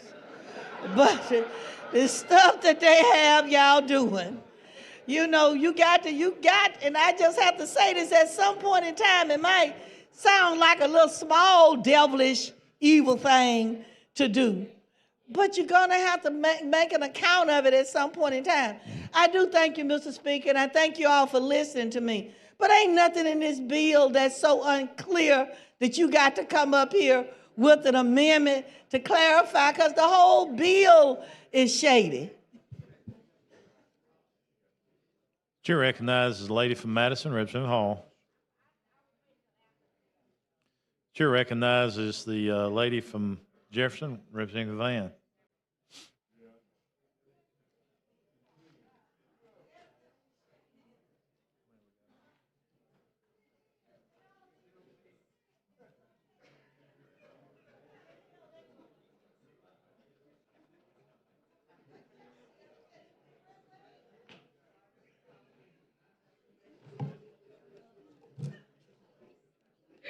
I'm sorry.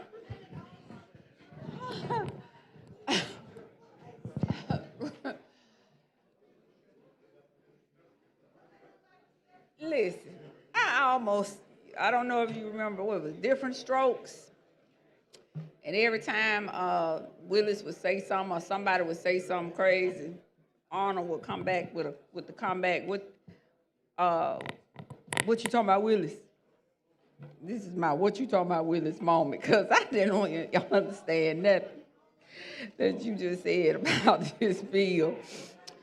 So if you would just help enlighten me and educate. And I'm not coming up here other than trying to just get some clarity. But what in the world did you say? Because I don't understand this amendment. And I can't remember what went into the last bill that you all brought that was similar to this. But if you would help me understand what this amendment does and why is there such an urgency, and that's what's so wrong with us. When it comes to athletics, we will lose our minds. January 10th, Nick Saban announced he was retiring from Alabama football. It was like a black dart. There's some Auburn fans clapped. Look, there's some Auburn fans in here, Mr. Speaker. They were, other than the Auburn fans, you would have thought that everybody in here with a family, all of their family members, their cattle and their children had been killed. It was pitiful. It was pitiful. So when it comes to athletics, we literally lose our minds. So we're going to make sure we butter this bill up to keep the little children from the hood with the availability to play baseball, football, softball, soccer, whatever it is, when they go to the good fine school on the other side of town. So this is like a moving on up to the east side moment in this chamber. Moving on up, because this is what this is all about. Now, y'all can come here with this okie doke all y'all want to.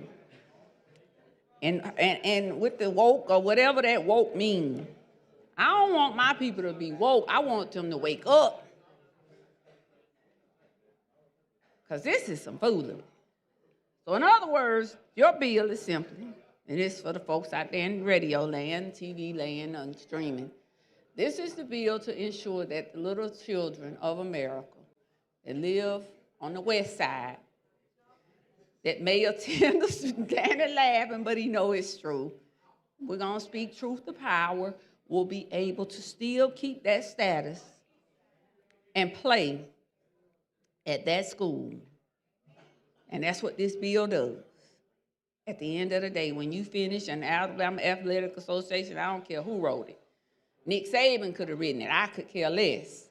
At the end of the day, that's what this amendment does. And I just wanted to get the clarity, because I couldn't hear you. You know, you're so soft-spoken, just like I am. So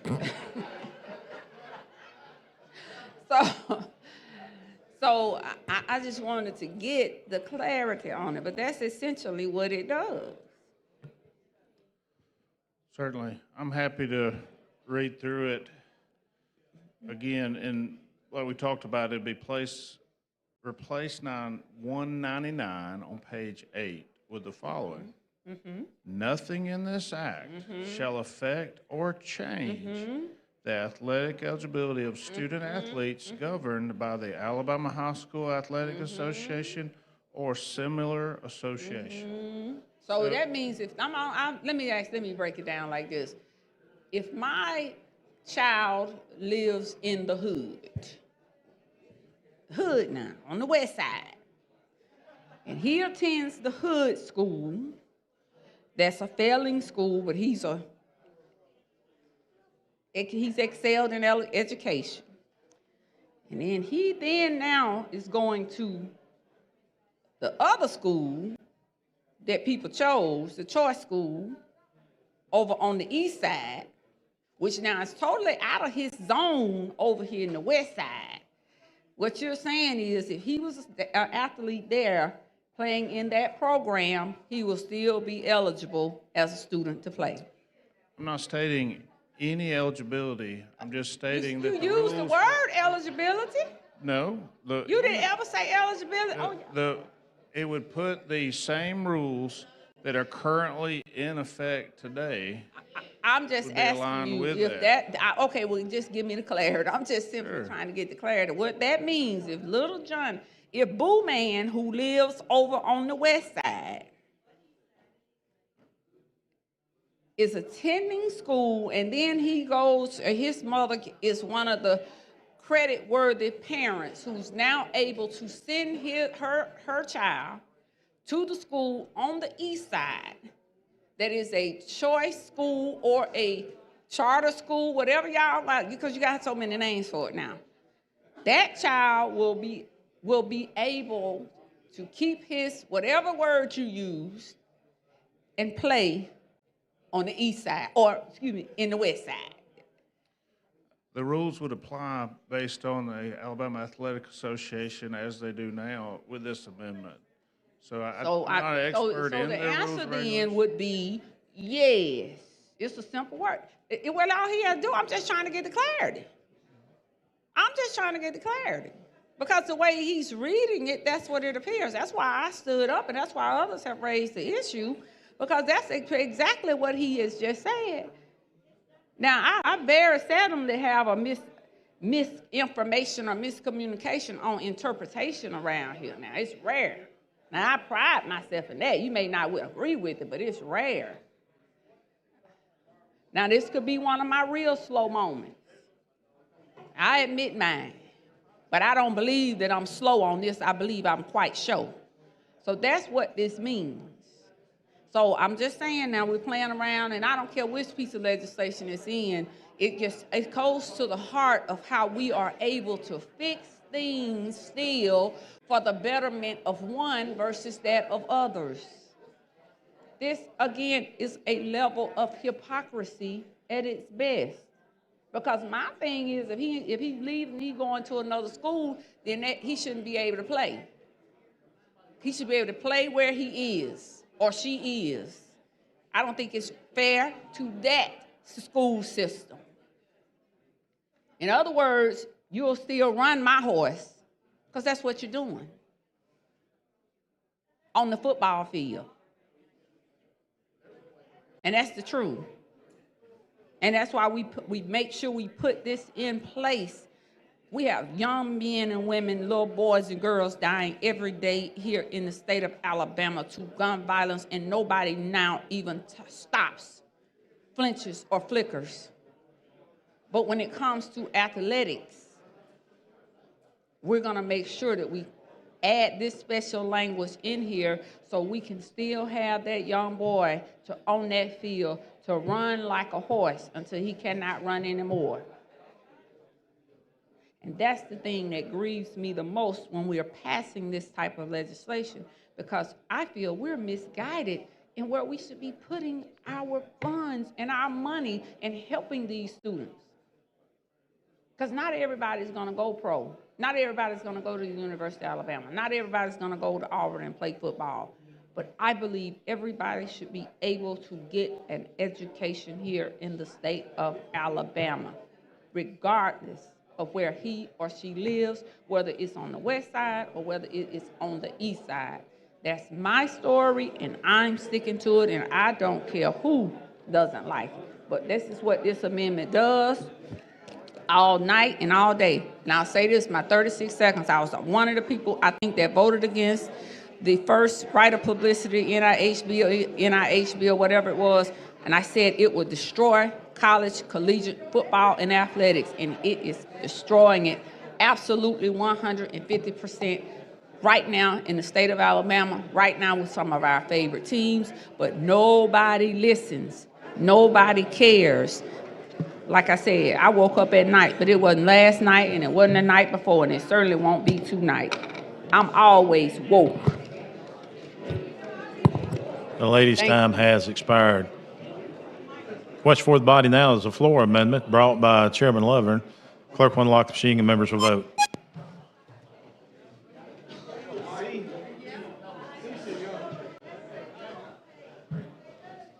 Clerk will lock the machine, record the vote, 73 ayes, 17 nays, 6 abstentions, and the floor amendment has been adopted. Thank you, Mr. Speaker and members. Mr. Chairman. Just move for final passage. Chair recognizes the gentleman from Shelby, Representative Mooney.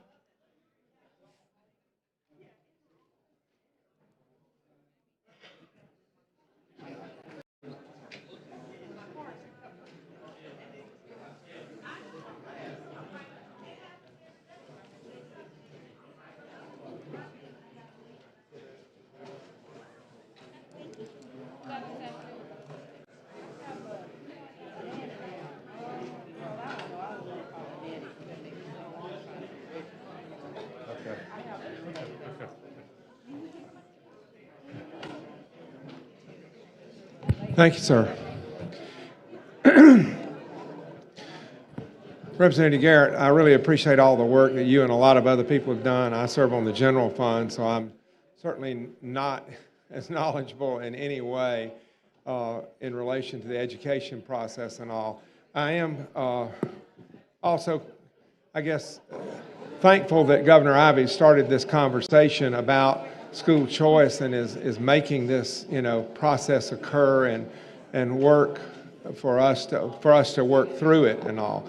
I'm going to be in support of the bill on final passage, whether this amendment that I'm talking about would pass or not.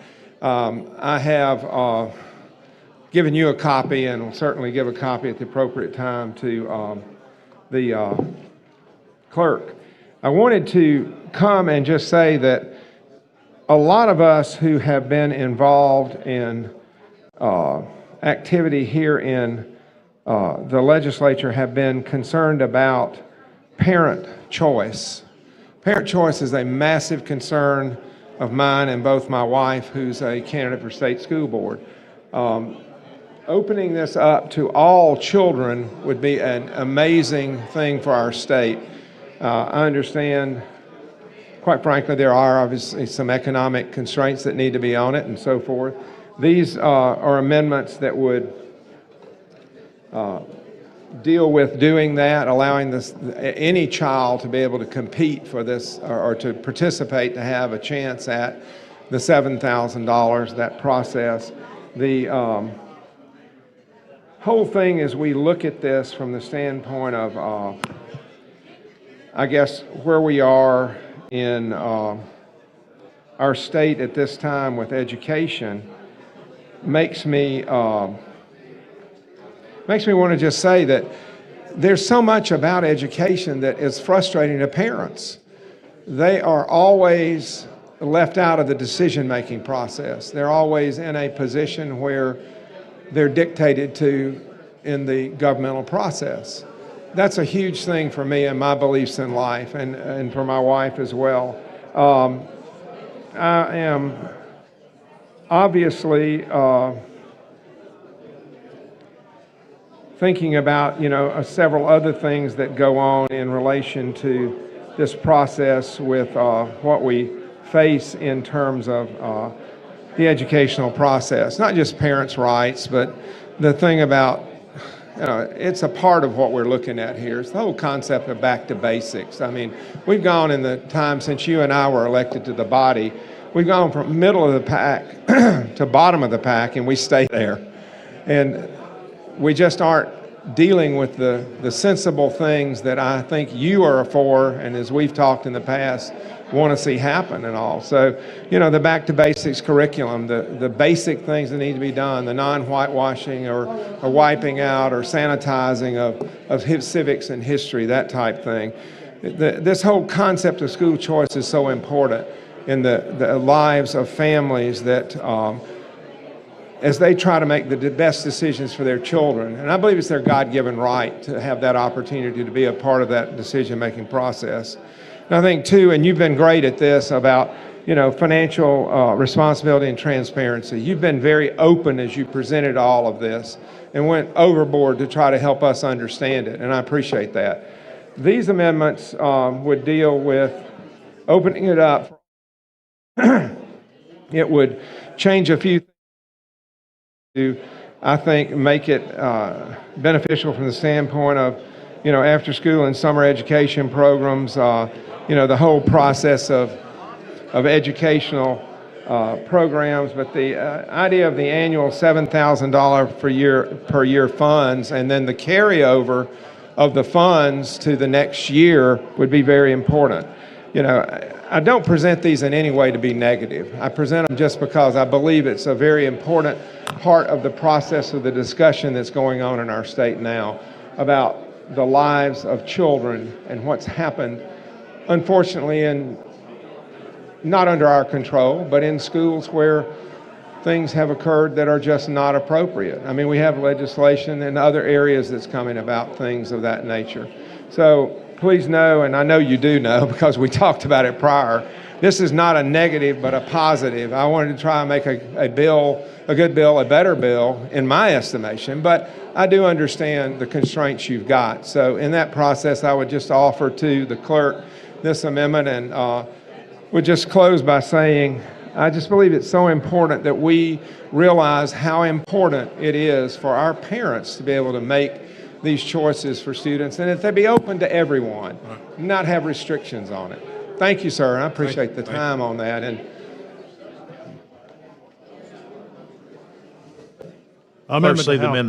Amendment to House Bill number 129 by Representative Mooney.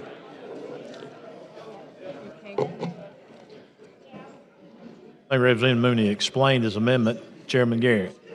Well, I think he just did, Mr. Speaker. Yes. That's what I said. I think he did explain it. Okay. So, Chairman Garrett. Basically, I think what he's doing is changing some definition. We did discuss this prior. Changing some definitions that would open the program up to more people. For example, that's exactly right. Eliminate participating schools. I think that's an important distinction because that's how we get our accreditation and comfort with a lot of the people that collaborate on the bill. We've had a lot of the educational groups, a lot of the homeschool groups, different people at the table here. So at this, I think that at this stage of the game, I'd rather just table this amendment, move forward with what we have. Okay, you've heard the recommendations from the chairman. He'd like to table the amendment. Clerk will unlock them. If you vote to table the amendment, your vote will be aye. If not, the vote will be no. Clerk will unlock the machine and members will vote.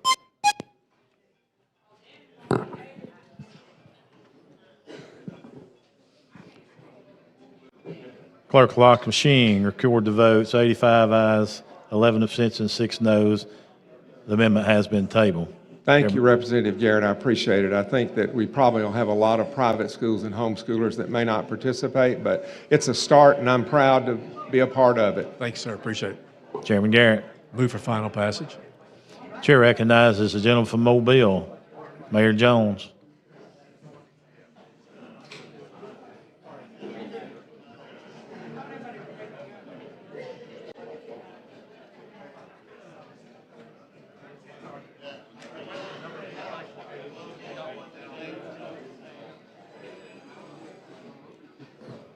Gentleman Yield. Yes, sir.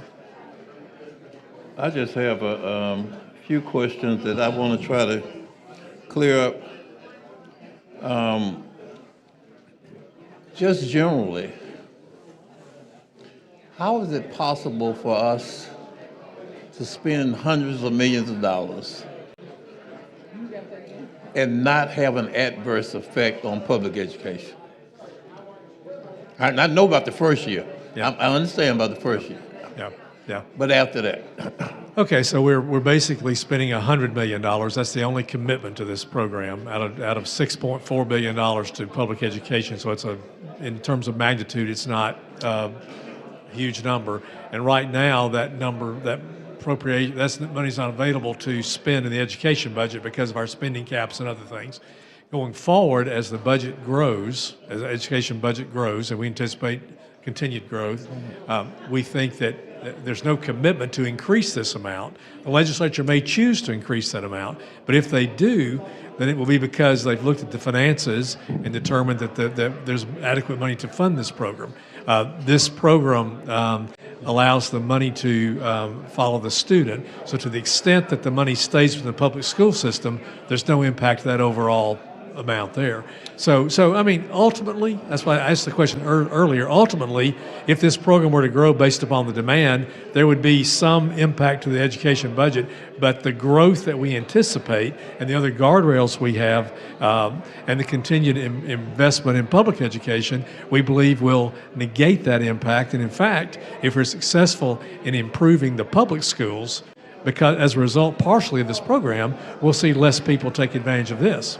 So I think it's not, it's the amount on the that we've committed to is $100 million a year, and in terms of our budget, that's a very small number.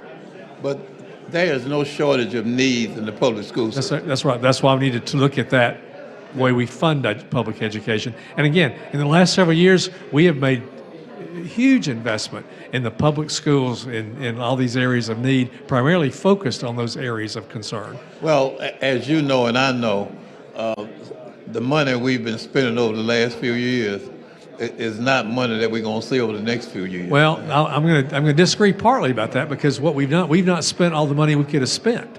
That's the point. That's why we're in good shape and can do things like this, is because when the cap was $10 billion, we spent $8 billion. You know, we did not spend all the money we could have spent under our budget formulas because we knew that the revenue was going to decline at some point. But as we both agree, there's no shortage of need in the public schools. That's absolutely. Okay, so it would seem to me that our real priority ought to be what we are required to do by law. And we're required to fund K through 12. And we're required to keep them at a certain standard for the citizens of this state. I don't know how we can justify doing something different when that is already hurting and will hurt more over the years. If this grows more than you project, then we're going to be like Arizona. We're going to have a deficit. But this body, there's no escalation clause. There's no automatic increase. This body would have to make that proactive decision to further invest in this program.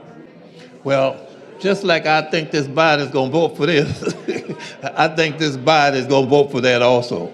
So that being the case, at some point, it seems to me, we put our own public education system at a disadvantage. We have people up here, and we got people in all the counties in the state who know that we've got a real issue in the public education system. And a lot of that issue has to be, first of all, We need to do some work on some of the buildings. We need to recruit some more teachers. We need to pay teachers. There's a lot we need to do. But, you know, I understand what you're trying to do here, but it's being done at the expense of a problem we've had for many, many years. How long have you chaired the Education Trust Fund budget? This will be a third budget. Third year. Yeah. You did pretty good. You got a lot of new money during your time. But I'm not sure that's going to happen in the future. And I'm concerned about that. Yeah. I'm concerned because, as Representative Hall said earlier, I've seen something similar to this before. And what I've seen similar to this is the same kind of experiment, because that's what this is.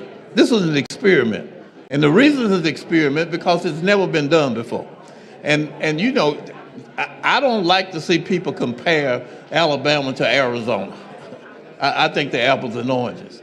And I think that because of that, this is basically an experiment that we're trying, and if it goes bad, it's going to be really detrimental to the young people in the system as well as the people of the state. And that's my real concern. You know, you can get a chance to go back and do it again. So I just want to see if we have some assurance that we are not going to wound up adversely affecting what we already have and even not being able to address the needs that we already have. That's what I'm concerned. Well, I can tell you that, you know, I've looked personally at a lot of what other states have done, and many, many states are doing programs similar to this. I've looked at the data, I've looked at what they've done, what's worked, what hasn't worked. So we've had the benefit of learning from some of that. The other thing I would say is that Governor Ivey has made as one of her commitments that Alabama would be number 30 in the top 30 in public education within a 5-year period.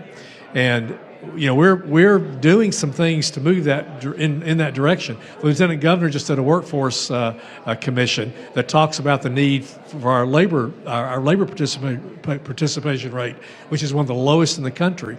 The key to all of that is education. And public education has always been and will be a bedrock of what we do. We have to do a better job. So my comment to you, I think the assurance you have is that everything we're trying to do to advance the state, whether it be in attracting new industry, retaining college graduates, retaining high school graduates, providing dual enrollment for high school students, expanding career tech, looking at the 21st century economy, all of those things are founded upon a strong education system. Innovation Commission report said that was the #1 priority, closing the education gap. I think this helps it because I know people in my city and your city as well that will benefit from this type of a program. The challenge is going to be how do we take this model and replicate it into areas of state where there's no choice. But the assurance you've got is our #1 commitment from the top down to move the state forward is to improving education. And in this world we're in today, we just have to get out of the box and think out of the box. So I think that's a given in my opinion. Well, everyone doesn't think that way. But the reason I say that is because how much longer Governor Ivey got here? She gave you 5-year commitment. How much longer she got here? How much longer can you be governor? You can't run for so long for governor in Alabama. But I think everybody who's involved that would be in the future of that seat. Everybody who's involved with that office go when she goes. I mean, what I'm trying to say to you is that we don't have any guarantee. We really don't. What we have here, as I said earlier, is a real experiment. And you know, for the sake of the kids in this state, I hope it works, because if it doesn't work, we're going to have a disaster. And, you know, I also think that there are a lot of different areas here, and I agree with Representative Hall. It also could have the effect of segregating the system. I just reject that. Well, let me tell you why I say that. Okay, because I lived through that, and I went to a segregated high school, and I wanted to go to some of the ones you went to, but they wouldn't let me go during that time. What I'm trying to say to you is that we are talking from the experience of what happened during that time. It may have been good intentions, but it just didn't work that way. If I thought that was a underlying goal or part of this plan, I would not be standing here. I can assure you of that. And You know what? I believe that. I do not believe that. I think it will benefit your area, my area, other areas all over the state on a bipartisan basis. I wish this were a bipartisan bill. I understand it's not going to be. I wish it were, because I really think it's a good piece of legislation for all Alabamians. I really do. Well, one of the issues that we have is that a lot of the high schools and middle schools are having an attendance problem right now. I understand that. That's Even without you doing any of this, they're also having an attendance problem. And one of the things with that is it works on numbers. It's about numbers. Yeah, tell them to get me out. getting free time here. It works on numbers. I'm gonna talk to you, get off the phone. But that's Gentleman's time has expired. Chair recognizes the. That's a good try, though. Chair recognizes the lady from Montgomery, Representative Morris.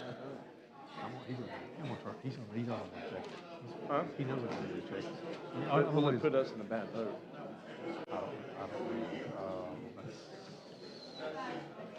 He's trying to make it more expansive. So all these votes are trying to expand the program. I guess it arguably could, but not with most of Thank you, Mr. Speaker. Would the gentleman yield? Absolutely.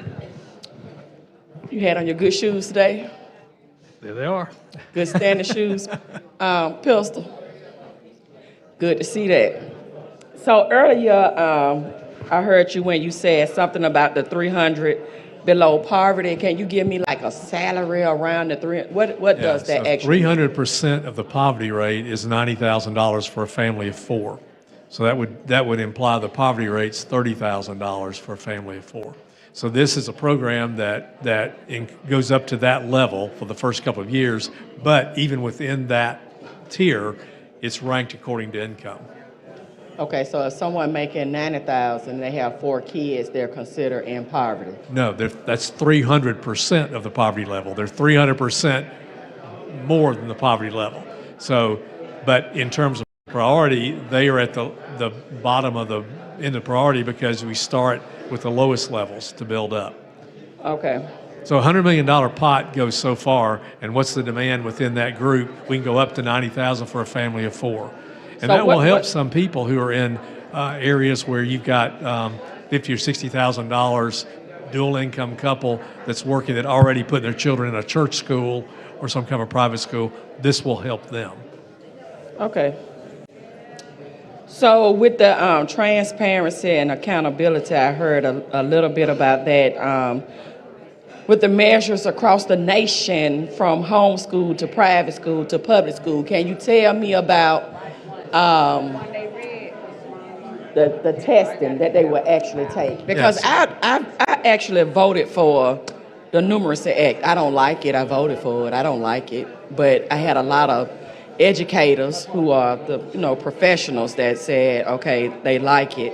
The Numeracy Act, I didn't like that either, but I voted for it because the professionals, told me that they wanted it. But when we're talking about standardized testing, right?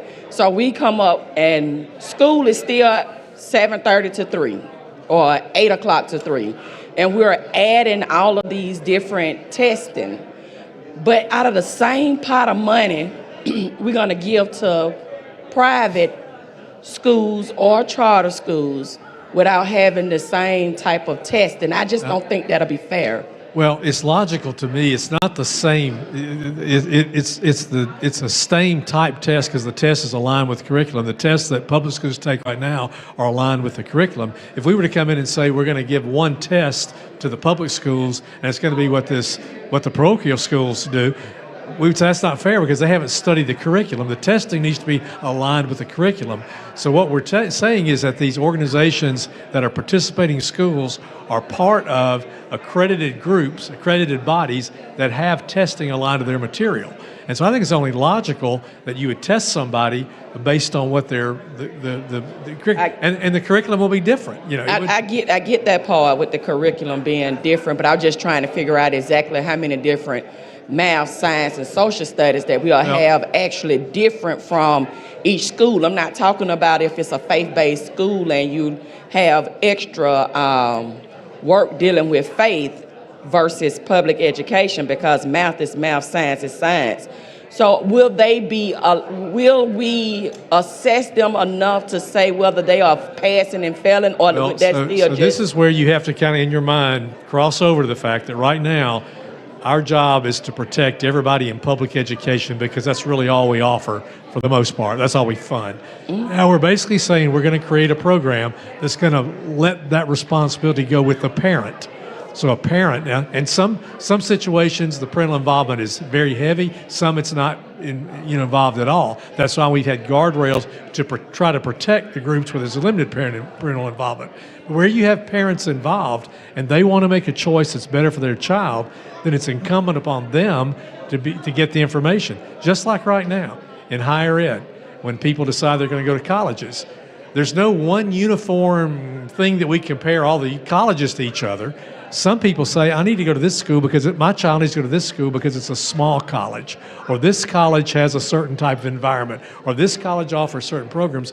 We don't try to normalize all of that. It's up to us as parents and students to research and decide which is the best that meets our needs for where we want to go in life. So I'm gonna make sure I'm gonna remember holding parents' choice when other legislation come up. Because sometimes we have stuff that we take out of the hands of parents. So when we say parent choice, we can't sit and make the decision of what items we want parents to have a choice in and what items we don't want them to have a choice in. So the next time, I hope that I still be in line with it, but to be able to give that and say one moment parents can make an effective choice, and then in another instance we'll say, well, we're not going to let them be able to make that choice for their kids, right? So we're going to. I understand your point, but I bet you there's people that would argue both sides of that. You know what I'm saying? I think I understand your point though. Yeah. But this is really a mindset that you're allowing the parent to do that responsibility, and it's not the responsibility of the State Department of Education to educate that child. And that works for some families, it doesn't for others. All we can do is assure that the options that are out there meet certain standards, and we've tried to do that in this bill. So, and I know you heard a couple of my colleagues that said some about segregated, schools. I totally, because it's already segregated, right? So we already have that. We need to move past that. We need to move past it, but reality is reality, and it is what it is. So education and Sundays are the most, but I'm fine with the way that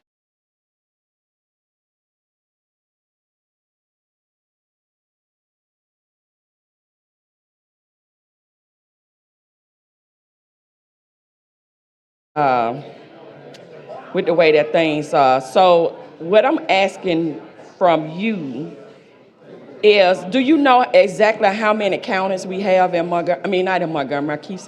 in Alabama? How many counties? How many counties? 67 counties. How many counties are black, majority black? I don't know the answer to that. It's 11. I don't know the answer to that. And 5 are urban. So you got 67 counties. You have 11 majority black counties. So when we come down and we start talking about rural areas, we're not always talking about black areas. We have areas in rural Alabama that have dirt roads. Still got dirt roads. They got 1 or 2 red lights inside their county. That means they got 1 school. So if the money keep funneling from one public education going to something else, then that rural school, more than likely, sometimes, just like they said with the hospitals, if you take it away, if you don't accept it, they will close. And they did exactly that, where you had people in rural, because I don't think some people actually realize they stay in rural areas until it come down to some maybe like broadband or something like that. But when we talk about rural areas not having the sufficiency, we're not always coming down here talking about black areas, because it's only 11 out of 67 counties. I need for people to really understand that. You and I have had that conversation in the past. I understand it. Yeah. Yes. And you're right. And I do think that's why it's important. You know, in the broadband effort, we've made a lot of progress. I saw a presentation yesterday when you look at the pretty significant progress we made in the state on broadband. Have a long way to go, but we're doing a lot of coverage in those areas, but that was intentional. You know, we had to have a plan, a strategy. That's when I go back to the way we fund education in the future. We've got to look at some of these areas like you're talking about, because the way we're doing it now is not going to move the needle positively. So my concerns, my biggest concern is not, like you said, we got to get past the other part. Fine with that. The main thing is a lot of people who live in rural areas, people send them here to vote for their best interests, and they get down here and forget about the people who they serve. And once you forget about the people who you serve, and then you got somebody that come and step up and say, well, I'm gonna run against you. And then they win, and then you get here and you realize that you can't even do what the person that you replace wanted to do. And it's just sad. You have to vote according to your area, not according to what you think or maybe not think. I'm trying to stay in lines, but vote for your people in your area. Thank you. Gentleman's time, lady's time has expired. Chair recognizes the gentleman from Mobile, Representative Bracy. Okay. Okay. Thank you. Right, yeah. Okay.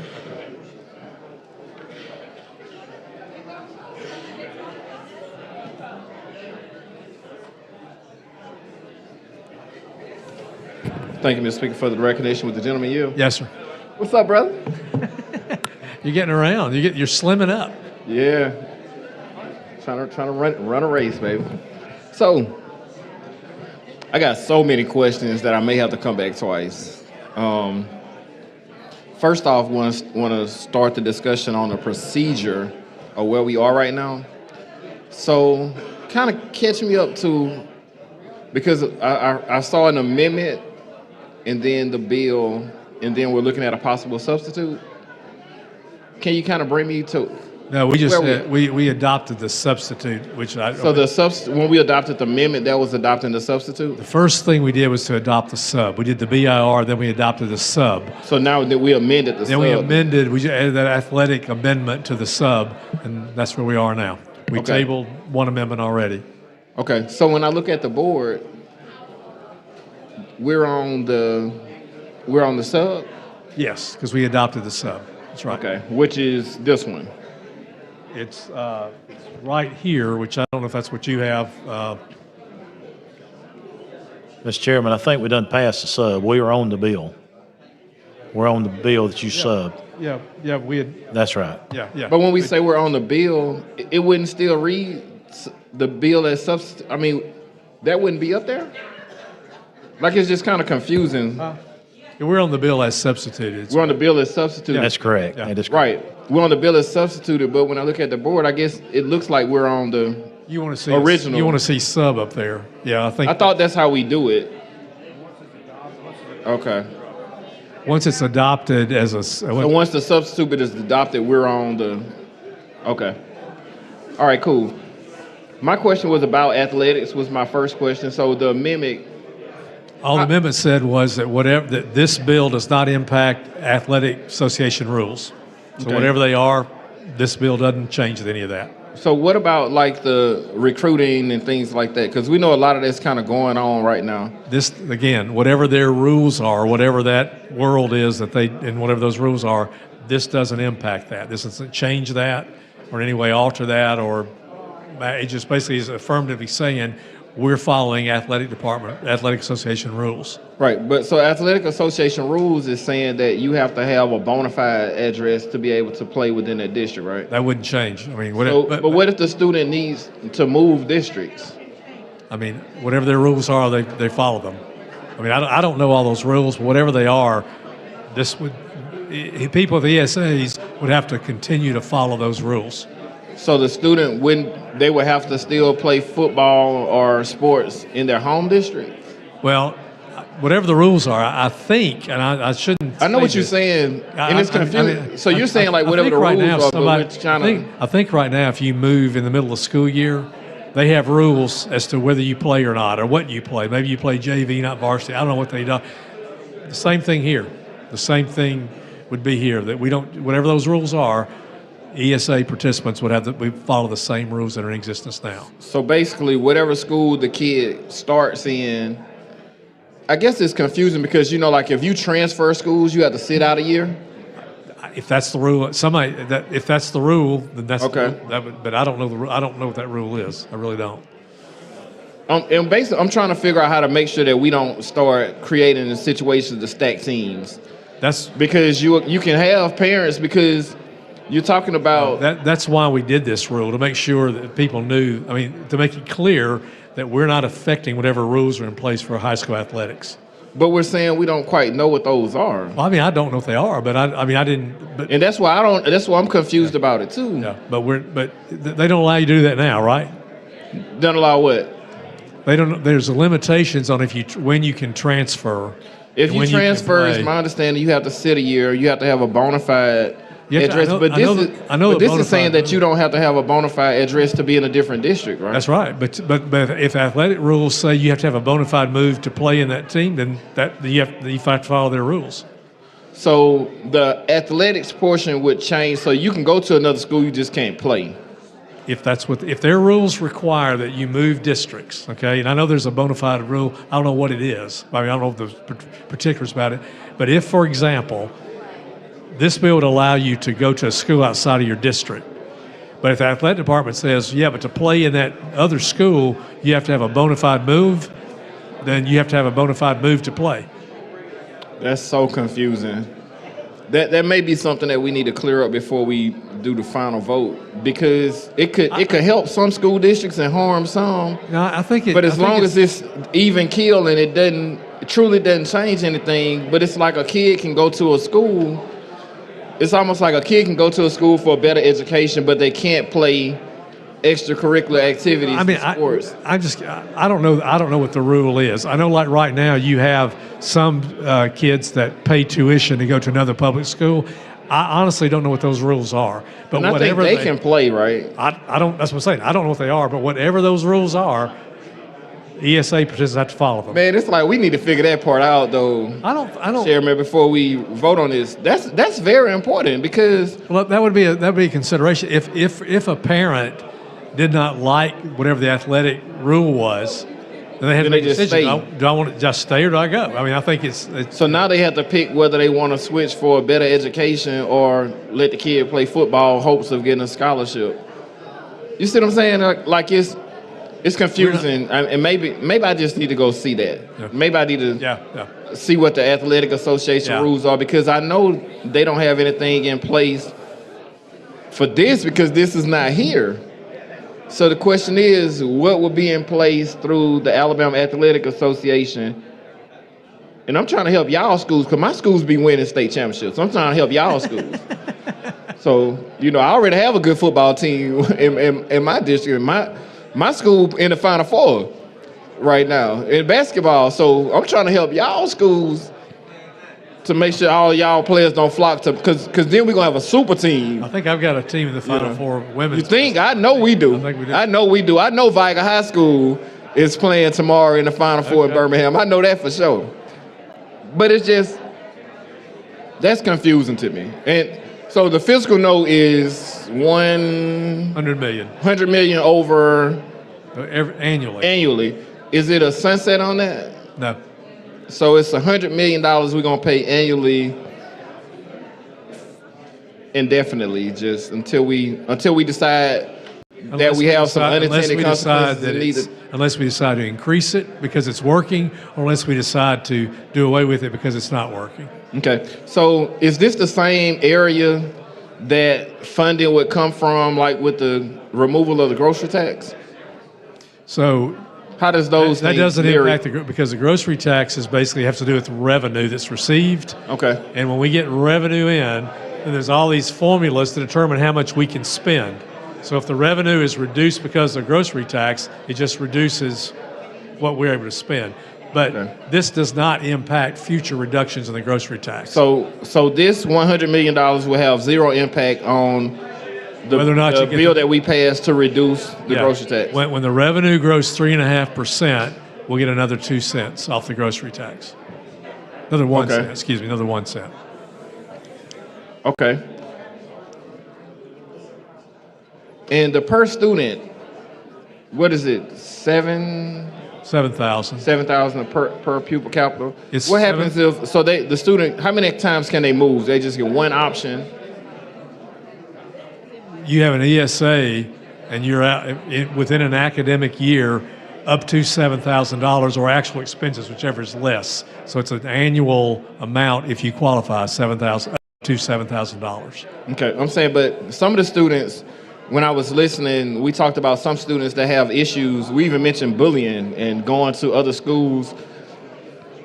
Some students are just the kind of students that get picked on, right? It's kind of like no matter where they go, what if they go to this other school and it's kind of the same problem? Do they get to go to another school? Or is this They a might can, one but move deal? It's $7,000 per year. So if you move twice, it's, you don't get $14,000. You get $7,000. So You get $7,000 on the tax credit. Okay. All right, that's understandable. I'm gonna look into this Alabama High School Athletic Association thing, so we can get some clarity on that. Hopefully, before we vote. But you always a gentleman, and I appreciate the opportunity. And we'll look that up and come right back. Thank you, sir. And the gentleman's time has expired. The chair recognizes the gentleman from Morgan, Representative Yarborough. Thank you for the recognition. I'm very grateful that you brought this bill. I'm a huge supporter. Obviously, that's not a mystery to anybody. I first got on fire for school choice. It was already kind of big for it, but after a conversation that I had with someone from the AEA who was offering money, and I asked them for a definition of education when they couldn't give me one.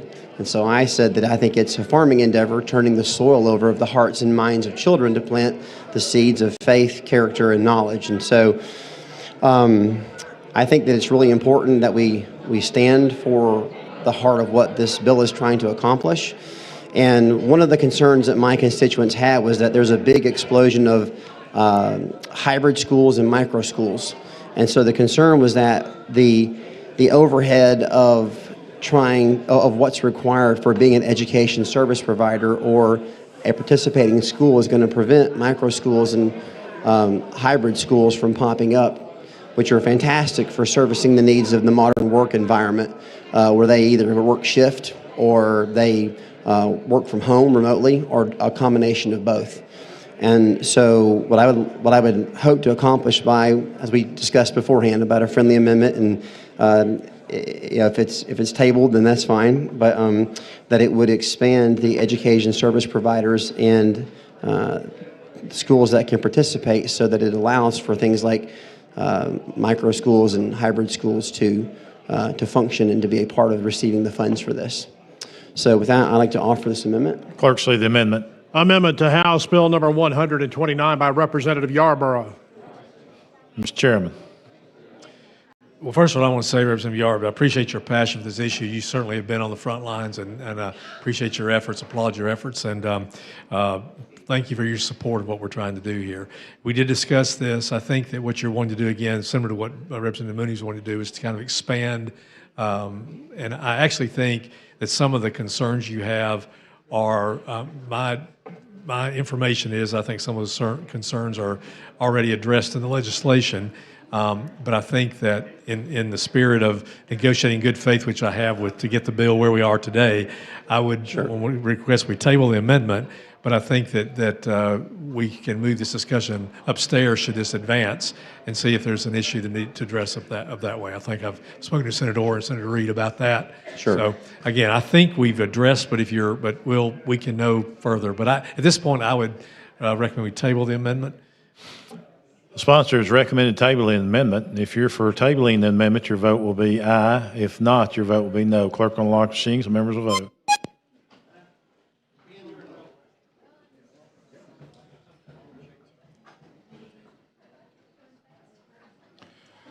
Clerk will lock the machines, record the vote, 82 ayes, 9 nays, 11 abstentions. The amendment has been tabled. Chair recognizes the gentleman from Lauderdale, Representative Harrison. Thank you, Mr. Speaker. Thank you, Representative Garrett, for your work on this bill. I'm a strong proponent of the bill, and this is my attempt to maybe improve it. I hope this is a start of something that will revolutionize education in Alabama and make the private and public schools and all students benefit from it. What my amendment does, I want to offer an amendment, and you have that. What it does is it expands the use of the money, okay? And I'll just go ahead and read those categories which would expand and be approved use of the money. It's extracurricular educational activities, including but not limited to athletics, art, music, and literature. Because it's like you said, no two students, no two children are alike, and they have different needs and different aptitudes. Again, it will expand the use to tuition fees, textbooks, instructional materials, and examination fees for vocational GED courses at career technical schools or alternative education program. It will be approved for computer hardware and other technological devices that are used primarily to help meet the educational needs of the participating student. It'll also be approved use would be school uniforms, also for fees for transportation paid to a fee-for-service transportation provider for the participating student to travel to and from an individual providing qualifying educational services or an education service provider. Courtesy of the amendment. Amendment to House Bill number 129 by Representative Harrison. Chairman Garrett. Thank you, Representative Harrison. We did discuss this briefly before you offered it. Again, I think there's some more vetting and information I need to have to move this amendment forward, so I would recommend that we table the amendment. Recommendation by the sponsors, table of the amendment.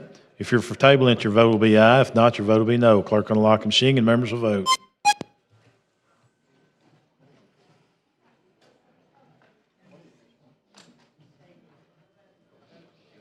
Clerk will lock the machine, record the vote, 82 ayes, 7 nays, 14 abstentions. Amendment has been tabled. Thank you. Thanks, sir. Gentlemen. Appreciate it. Move for final passage. Chair recognizes the gentleman from Jefferson, Representative Sellers.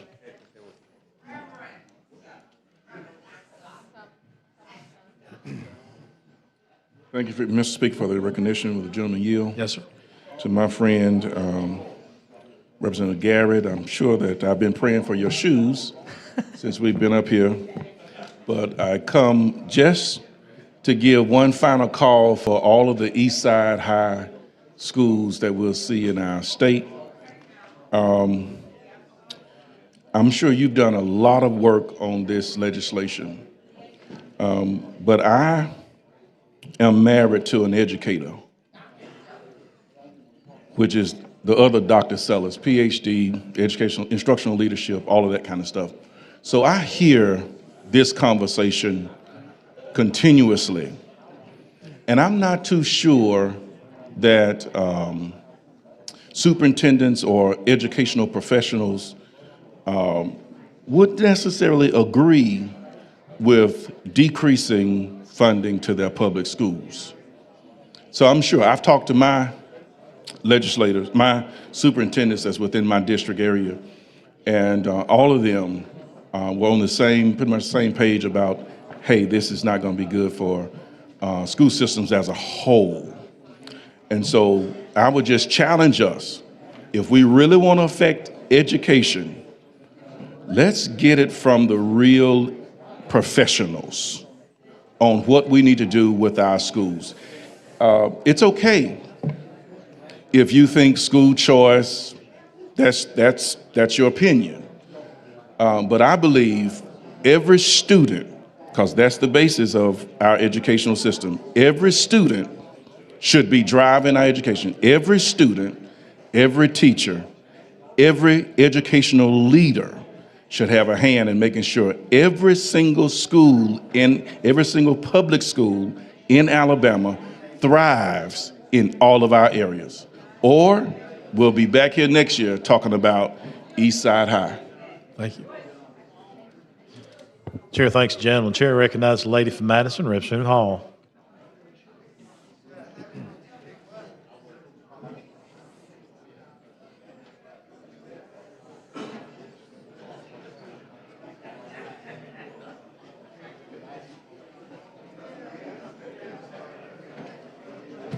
Thank you, Mr. Speaker. Would the gentleman yield? Yes.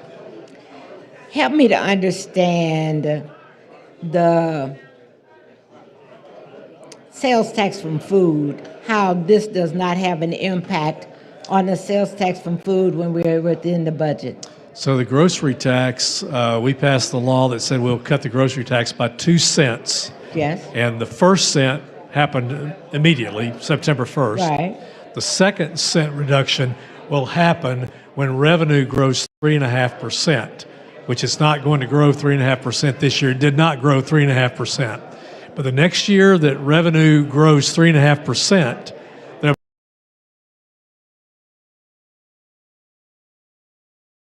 be another 1 cent grocery tax reduction. And and that will just reduce the revenue. But what we appropriate, a budget, is a function of that revenue. We never appropriate 100% of our revenue. We take the revenue of the last 15 years and sets a cap on what we can spend. And then we also last year passed a secondary cap that limits the amount of budget growth. This year the budget can grow 6.25%. What's the percentage? 6.25%. That will step down to where ultimately the budget can only grow 5.75%. So that's all that we can Back do. up, how much? 5.75%. 5.75. So what happens is we'll have a year, the budget will grow will grow 5.75%. But then if we have a lot more revenue, well, there's a cascading effect. The first calculation is what is the cap? And the difference between the cap and the revenue, some of that will roll into the Budget Stabilization Fund, the rolling reserve. Some will roll into Advancement Technology Fund, which is a big item for our public schools. The third tranche will roll into the new education savings account that we created last year. That's the one account the legislature can access without having to go through a proration, so the governor declaring proration, or a vote of the people through going to the rainy day fund. And then money left over after that is available for supplemental appropriation. So this will not impact, the grocery tax will certainly affect revenue. Now the idea would be it could affect revenue if it reduced the tax on food, but if that money is put into something else, it may just come back into the system, in a different form. But that affects revenue. That doesn't affect the budget calculations. Budget is a function of revenue. So if the revenues go down like this, we'll spend less. But we've got a lot of reserves in between all that before that happens. That should not happen if we grow as a state. But just think about what you've just explained to me. Now, I can't put it in the terms so that the people that I represent would understand it, but what the people would say to me if I tried to explain to them what you've just explained to me about the 6.25 and then we had the 5.75% and all of that. I said, girl, what are you talking about? You told me you were going to remove the sales tax from food. And we are. And you did, one time. And so you're doing a budget now. You're not removing the sales tax from food. You're giving people money to go to school. No. Help me to understand that. That before that money, before you get to that budget money, that grocery tax will come off of that revenue. So hold up. Before you get to what money? The money for the kids to go to school for school? Yeah, what we spend in our budget is a function of our revenue. I understand that. So you the grocery, said, but the stop grocery right tax, there. But you've also said now we have not, based on the law, the bill that we passed, we've not reached that point to be able to give the other percentage for removing sales tax from food. Because the law we passed said that the next 1 cent happens when revenue grows 3.5%. Right. It did not grow 3.5% this past year. Okay, stop right there. So revenue didn't grow 3.5%, but we have enough money to give to parents or to families to go to school wherever they would like to go. Out of a supplemental appropriation, we're establishing this account. That's right. But I'm just saying, the average person, you out there on the street, trying to understand what we're doing. Well, does it fit? Can you make it fit? Yes. How? We're reducing the grocery tax, and we're also increasing at the same time we're reducing the grocery tax. We're adding $370 million this year to public education.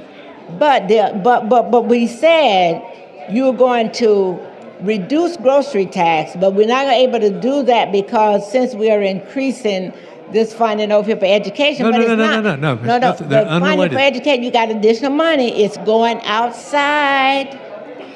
It's not as we see it in our schools.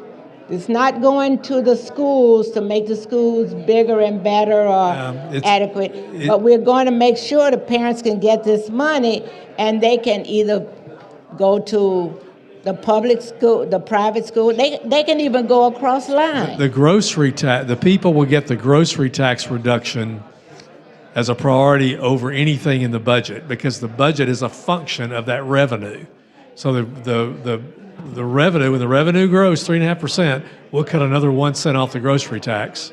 But I'm trying to get you to understand. You can tell me all of that and we can explain all of that, but what the people hear and see is, you said you were going to remove sales tax from food, and then you come and give, how many millions of dollars are we spending on this plan? How many millions? It's $100 million. Yeah, $100 million, and you couldn't give the other percentage. I can, if I go back to my desk, I can write down, I can explain that in a soundbite to help the average person understand. But I mean, entertain me then. Explain it. Huh? Entertain me. Explain it. Because we don't spend everything we receive. No, but so no. That's important. One reason we are in such good financial shape is because we as a body decided we would not spend everything we could receive. In Washington, D.C., they spend more than they receive. Oh, well, now we're not talking about Washington. No. Down here, we can't spend more than we receive. We actually have spent less than we received because we knew the economy was going to be iffy. So we are fiscally conservative in our budgeting. We're spending less than we receive. That's right. But yet we're going to give parents at least $7,000 a year. They can go in the school system. They can stay within the system. Or if I take Huntsville and Madison County, but they could live in Huntsville. But if they don't like the schools in Madison County, they can go over to Limestone County, or they could go, to Morgan County. Possibly. Okay. Or for example, if you're in a public school right now and your child needs tutoring, this money can help you do something private. There's a lot of flexibility with it. But they got to stay. I'm just saying, if you're a parent and you needed something different for your child, this money is available for you to do what you want to do because it's all about trying to improve the education for that child. And I will tell you the best thing to improve the education of the child, one, is to have a teacher in front of the classroom every day that child comes to the classroom believing he or she can learn. That's the first. I had that teacher in my third grade class who waited for me at the door. I at least believe she waited for me at the door, waited for me to show up her room so she could say good morning to me and tell me how beautiful I was. The other thing is making sure our teachers are certified to teach the courses that they're teaching. In our public schools today, I would ask you to go back and check the schools in your district. How many of them are SACS accredited? Southern Association of Colleges and Schools, that they have SACS accreditation. How many of them have teachers that are fully qualified in those subjects that they're teaching? Now, people talk about Teach for America coming into our system and teaching that they do such a good job, but many times those teachers that come in are not in the areas that they are teaching. I give you an example. In Huntsville, Alabama, we had a teacher who had a major in drama, was teaching biology. I'm saying those are the kinds of things that are important for our schools. When I came to the legislature, we were talking about fully funding the science, AMSTI. To this day, do you know AMSTI still is not fully funded? All of those vans are not fully funded. And the lady's here we time have has another expired. Thank you. The question for the body now is final passage of HB 129 as amended. Clerk will unlock the machines and the members will vote.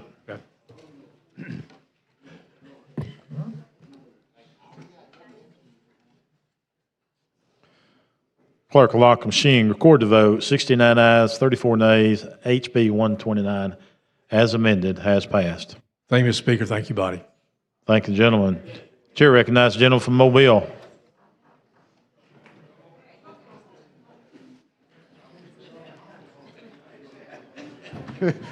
Mr. Speaker, I move the House stand in adjournment. Till 9 o'clock tomorrow morning. We already adopted that earlier, but it's 9 o'clock tomorrow. All those in favor say aye. We are adjourned.